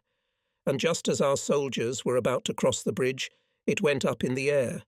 Unjustifiable loss of life. While I was still in conversation with General Feil regarding the continuation of the offensive, I was summoned to the command post of the group to meet the commander of the army group, Colonel General von Rundstedt. By evening, the 1st Armoured Division had reached Bussy-le-Château. It moved on to Étrépy on the Rhine-Marne Canal. Reingart's corps on this day was engaged in defensive fighting with the enemy advancing from the Argonne Mountains in a westerly direction. I met the divisions of the corps in the afternoon in the neighbourhood of Machaut and was convinced of the expediency of their action. Suen, Tailleur and Man Ray passed into our hands. On my way back to the group command post, again encountering infantry units that had crossed the path of our advance, again I asked in vain to the headquarters of the 12th Army to regulate the movement. Now the tank group began to receive several contradictory orders every day, demanding that we turn to the east or continue advancing south. First we were to capture Verdun, then to advance in a southerly direction, then turn to Saint-Mihiel, then again to advance in a southerly direction. All these changes experienced only Reingart's corps. As Schmidt's corps, I was always advancing to the south, and thus ensure the constant advance in one direction, at least half of the tank group. On June 13th, I visited Reingart's corps, 6th and 8th Panzer Divisions, which was still fighting the enemy advancing from the Verdun and Argonne Mountains areas. By evening I arrived at the 1st Armoured Division, which had reached the Rhine-Marne Canal at Étrépy. The commander of the 39th Army Corps ordered not to force the canal. I knew nothing about this order. It was also not to my taste. At Étrépy I asked Bolk, the indefatigable commander of the forward regiment of the 1st Armoured Division, whether he had already taken possession of the bridge over the canal. He answered in the affirmative. Had he established a pre-bridge fortification? After a slight hesitation, he also answered, yes. I was surprised at the restraint. Could a car drive onto the pre-bridge fortification? An incredulous look, a hesitant, yes. So, let's go. On the pre-bridge fortification were diligent engineering officer Lieutenant Bieber, who, risking his life, prevented the destruction of the bridge, and the infantry battalion commander, Captain Eckinger, who took possession of the bridge and created a pre-bridge fortification. I was delighted that I was presented with the opportunity to present both brave officers with the Iron Cross First Class here. I then asked Bulk why he was not advancing further. It was only at this point that I learned of an order from the commander of the 39th Army Corps demanding that the advance be halted. Bulk's surprising restraint was explained by the fact that he had violated the order at his own risk and wanted to avoid blame. Again we stood, as at Bouvelmont, on the eve of the completion of the breakthrough. Again it was impossible to tolerate delays, stops. Bulk expressed his impression of the enemy. In front of him were coloured troops defending the canal, supported by a small amount of artillery. I gave the order to immediately attack on St. Dizier and promised myself to settle the matter with the division commander and the corps commander. So Bulk sprang into action. I went to the division headquarters and ordered the entire division to begin the advance. Then I familiarized General Schmidt with my order to the 1st Armoured Division. Finally, already at dusk, passing through the location of the 29th Motorized Division, approaching the canal at Brusson, I came across, north of Vitry-le-François, the 5th Reconnaissance Battalion of the 2nd Armoured Division. Here I was briefed on the progress of the division's offensive. June 14th, at 9 o'clock, German troops entered Paris. In the offensive strip of Guderian's tank group, the 1st Panzer Division reached Saint-Dizier still at night. The French prisoners of war belonged to the 3rd Panzer Division, the 3rd North African Division, and the 6th Colonial Infantry Division. The soldiers gave the impression of exhausted men. West of the 1st Armoured Division, the Rhine-Marne Canal and the rest of the 39th Army Corps were forcing the Rhine-Marne Canal. Rheingarde's Corps reached the canal at Revigny east of Étrépy. In the middle of the day, after a meeting with the commander of the 1st Armoured Division, I arrived in Saint-Dizier and in the square saw my friend Bulk sitting in a chair. He was the first person I met here. He was counting on a quiet night after all the disturbances of the last 24 hours. But I was to disappoint him greatly. The sooner we could resume our offensive, the greater our success would be. So Bulk received orders to immediately begin the advance on Langres. The entire 1st Armoured Division began to carry out this order. The offensive continued through the night, and by the morning of June 15th, the old fortress capitulated. 3,000 prisoners of war. The 29th Motorized Division was directed through Vassy to Juzenancourt, the 2nd Armoured Division through Montiers-en-Deux, Soulin-Deuil to Bar-sur-Aube. Rheingarde's Corps was given the task of advancing in a southerly direction. The plan of the main command of the land forces to turn the tank group through Juniville, Neufchâteau-on-Nancy has already been expressed in the relevant orders, but the troops received timely counter-orders. On the morning of June 16th, I went to Langres, arrived there about mid-afternoon and ordered the 1st Armoured Division to advance on Grès-Besançon, the 29th Motorized Division in the direction of the River Saône, southwest of Grès, the 2nd Armoured Division, on Tilchâtel. Eastern Marne 41st Army Corps continued to advance in a southerly direction. On my right, on Dijon, was advancing 16th Army Corps of Kleist's group. The 1st Panzer Division began its offensive at 1300 hours. At this time I, together with my small task force, was sitting in the officers' mess hall, which had a beautiful view to the east from the garden. I was, however, concerned about my exposed and overstretched flank, as word began to reach me that French troops were moving in from the east. During the latter part of the afternoon, General Victorin's 20th Motor Division reached Langres and, advancing toward Vesoul, took over the supply of the left flank. West of Langres, the 29th Motorized Division was advancing. The situation was becoming clearer by the hour.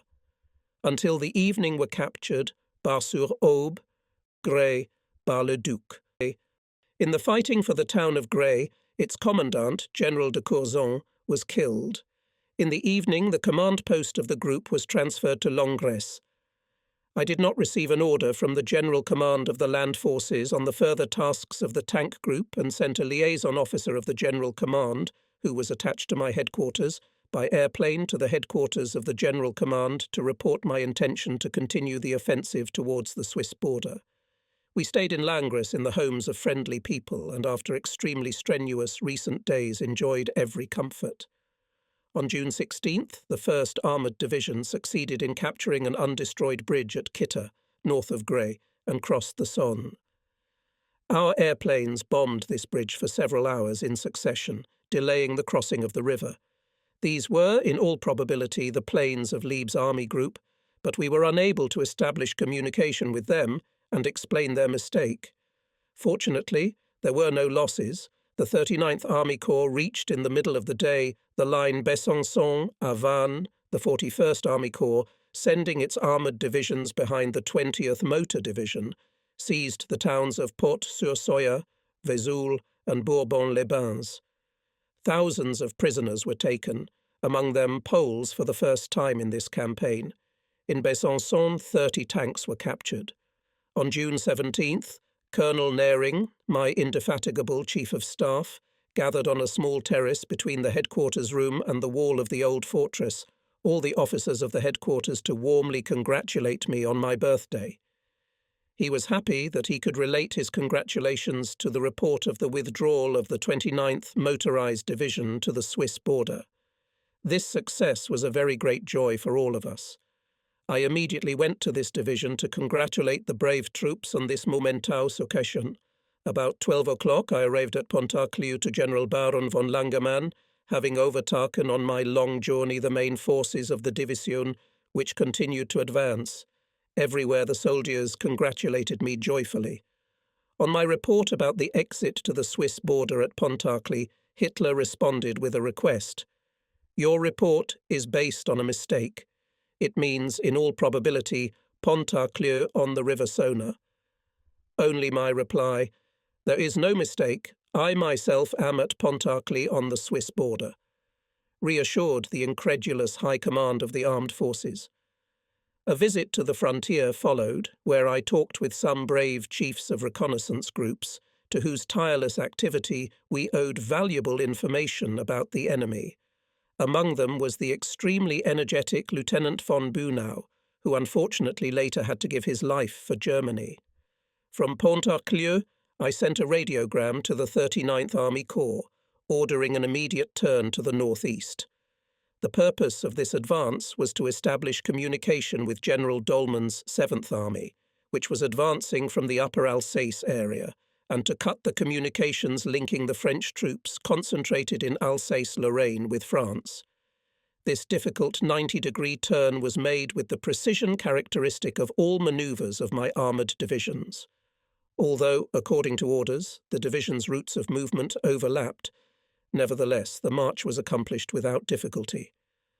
I felt a sense of satisfaction when in the evening I found in my headquarters order of Army Group Lieb, according to which my tank group was reassigned to this group and headed for Belfort, Epinal. We could report that the said manoeuvre was already in progress.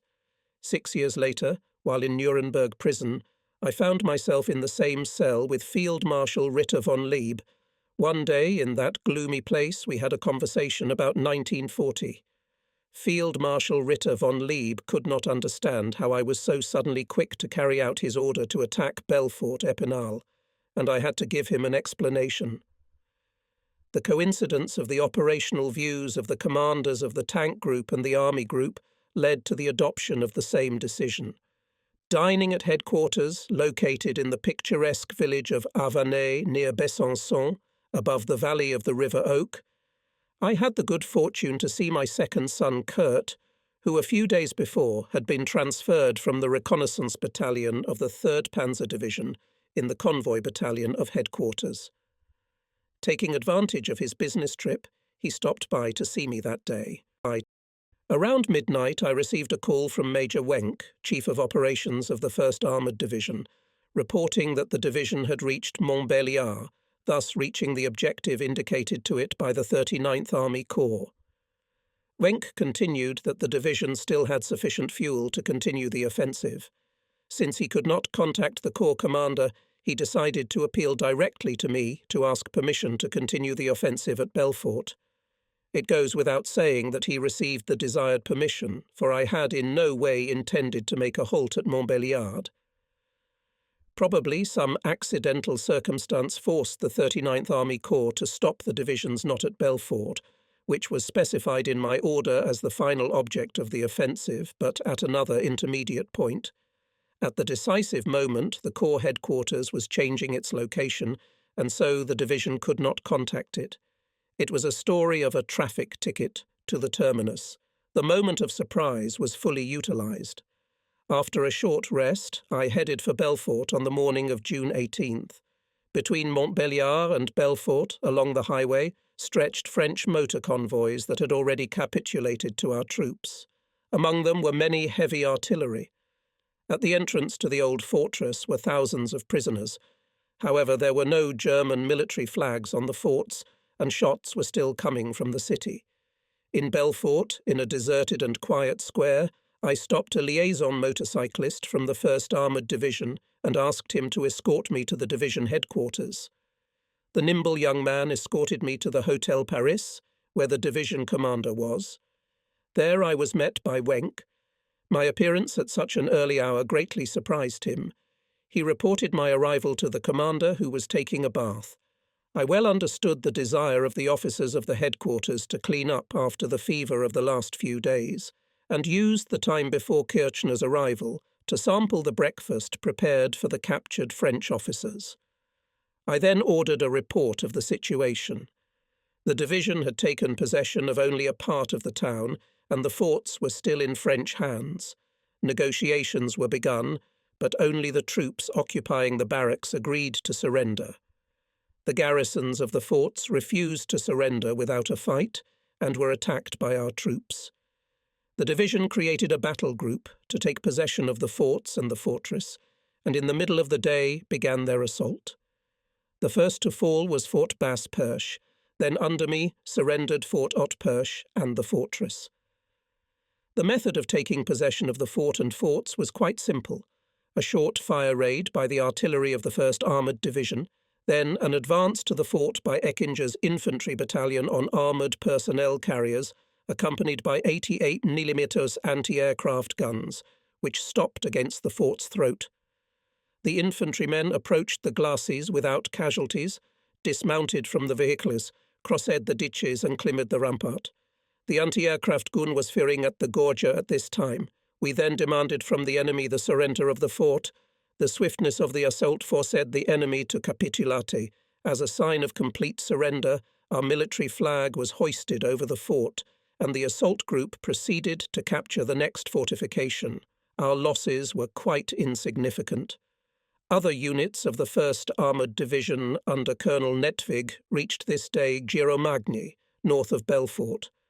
They took 10,000 French soldiers and officers prisoner, captured 40 mortars, 7 airplanes, and a large amount of war materials. On the same day, the headquarters of the tank group was moved to Montbéliard. Meanwhile, the French government had resigned, and the old Marshal Pétain formed a new cabinet which proposed an armistice on June 16th.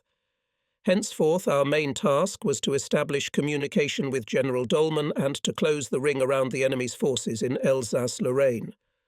While the 29th Motorized Division was advancing with fighting through the Jura Mountains toward Le Mont and toward Mount Pronteruda, the 2nd Armoured Division reached the Upper Moselle at Rupt and Remiremont.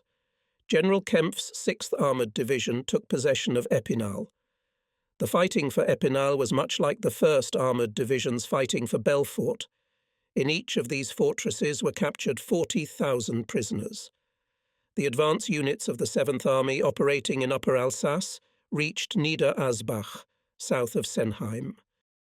On June 19th, the advance continued, with the 7th Army in contact at Le Chapelle, northeast of Belfort. Some resistance was offered only by the eastern forts of Belfort, but soon they also capitulated.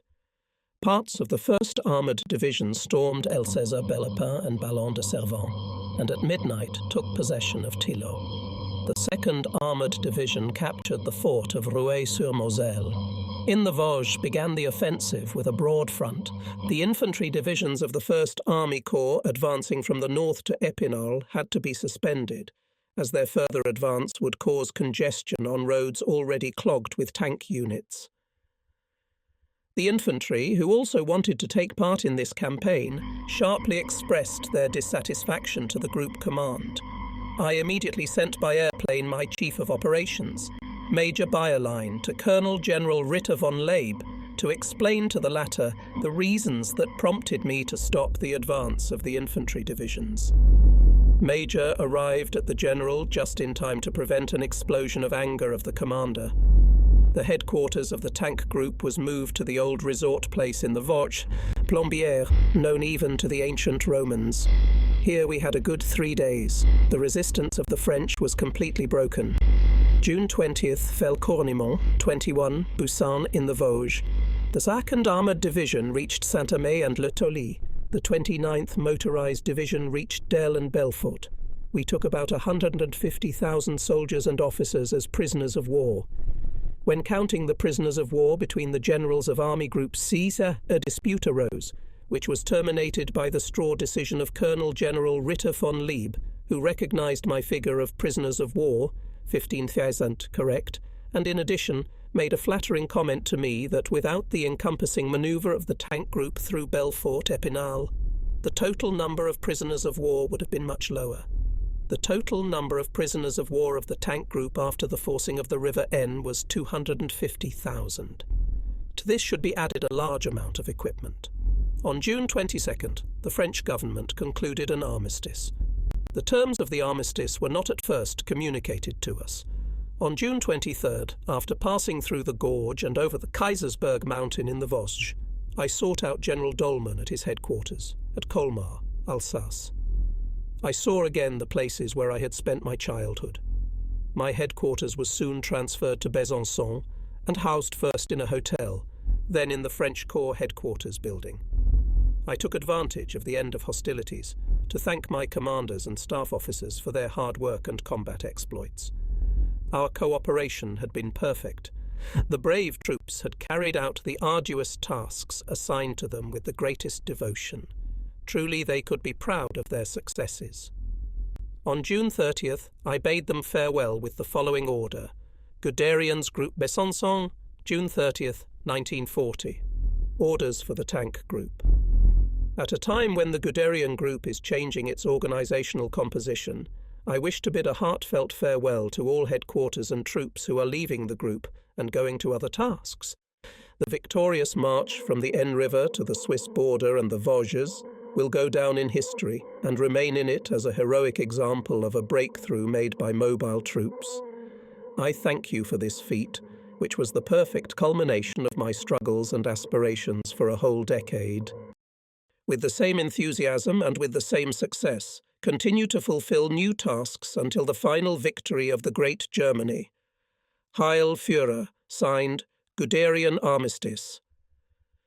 I recall 2 visitors who visited me in Besançon. On the evening of June 27th, General Ritter von Epp, commander of the 19th Infantry Regiment, who was passing through Besançon looking for his regiment, arrived. I knew this general from a joint hunting trip in Spechtewald. We had a long and extensive conversation about the armistice with France and the continuance of the war against England. This conversation gave me particular pleasure, as the isolated position in which I was placed prevented me from forming an opinion. The second visitor, with whom I discussed the same subject on July 5th, was the Reich Minister of Armament and Military Industry, Dr. Todt, who had come to see me in order to use the recent experience of combat operations in the interests of the further development of tank construction. I did not like the armistice just concluded to the jubilation of the German people and to Hitler's satisfaction. After the complete victory of German arms won over France, we could have concluded another peace treaty. We could have demanded the complete disarmament of France, the complete occupation of the country, the abandonment of the war fleet and the colonies. But it was also possible to go the other way, the way of understanding, to propose to the French to preserve the integrity of their country, their colonies, and their national independence for the sake of a quick peace also with England. Between these two extremes there could have been various options. Whatever decision was taken, but if taken, it was to create favourable prerequisites for the German Reich to quickly end the war, not only against France, but against Britain. To end the war with Britain, it was necessary first of all to seek diplomatic negotiations more confidently. Hitler's proposal from the rostrum of the Reichstag could not be considered a diplomatic step. It is now clear to me that it is unlikely that England would have entered into negotiations with Hitler at that time. Nevertheless, an attempt should have been made to start negotiations, if only to avoid reproaching ourselves later for refusing to use peaceful means to resolve the conflict. But if diplomatic steps did not produce the desired results, military means should have been used immediately, and with all their force. Of course, Hitler and his staff thought about continuing the war against Great Britain. This is evidenced by the operation known as Sea Lion, which involved the landing on the British Isles. Given our lack of preparation for warfare at sea and in the air, which prevented us from landing on the British Isles, it was necessary, in addition, to find other solutions that would allow us to deal a sensitive blow to the maritime power and force it to negotiate. At that time, the most effective way to quickly establish peace I saw in the most immediate continuation of our offensive towards the mouth of the Rhone, so that after mastering the French ports in the Mediterranean Sea in cooperation with the Italians to land airborne landing in Africa and on the island of Malta. If the French join us, so much the better. If not, we and the Italians must alone continue the war and without delay. It is known how weak the British were then in Egypt. Large Italian forces were still in Abyssinia. The air defence of Malta was weak.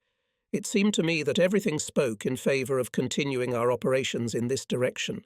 All in favour, nothing against. It was necessary to quickly transfer 4 to 6 armoured divisions in Africa and create there an overwhelming superiority in force before the British had time to move reinforcements.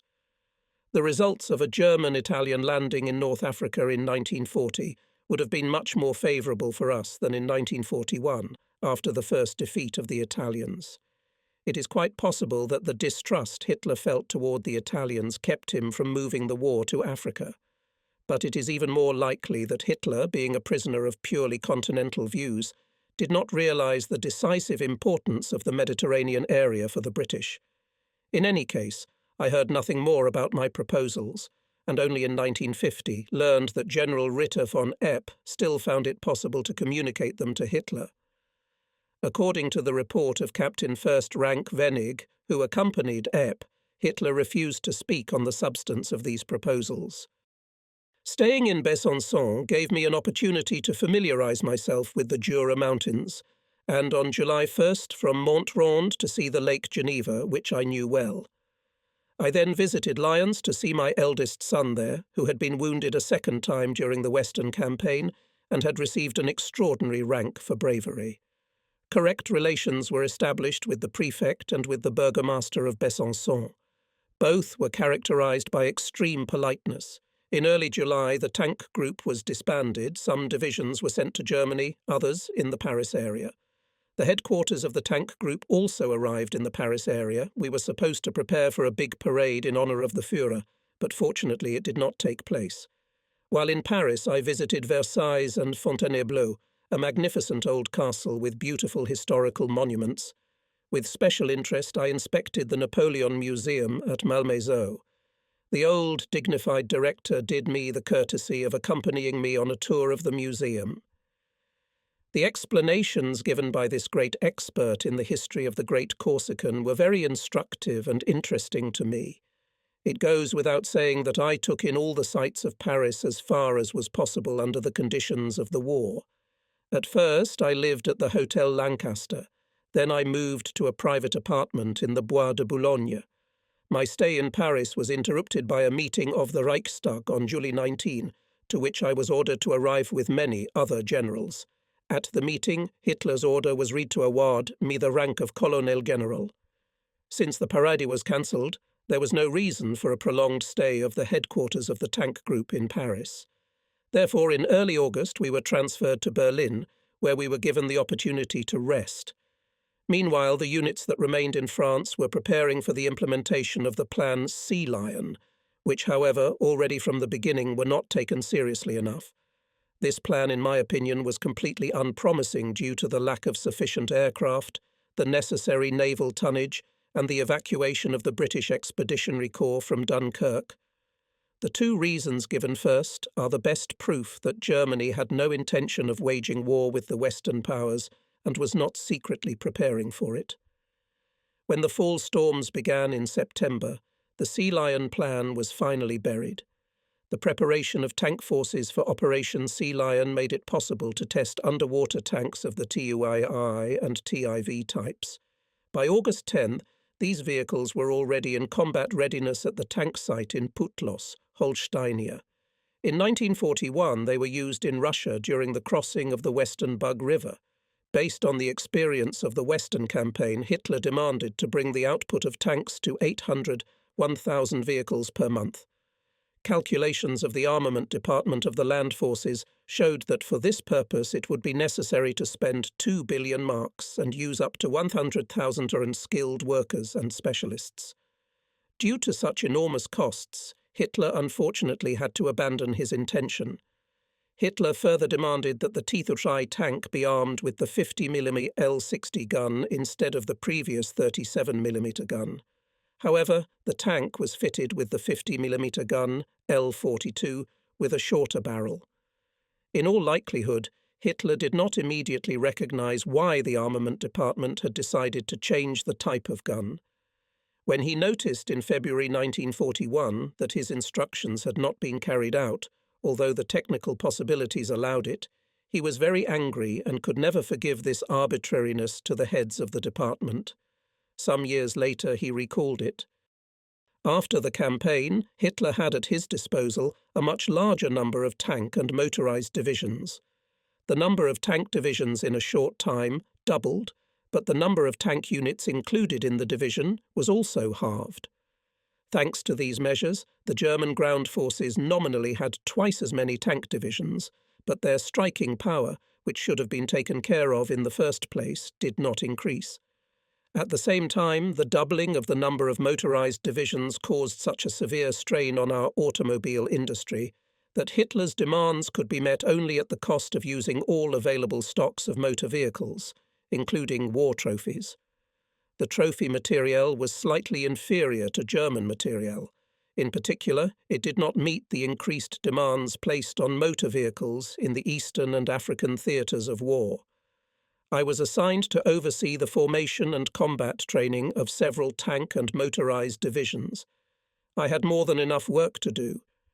In my rare leisure hours, I puzzled over the problem of the further continuation of the war, which, one way or another, but must end some day.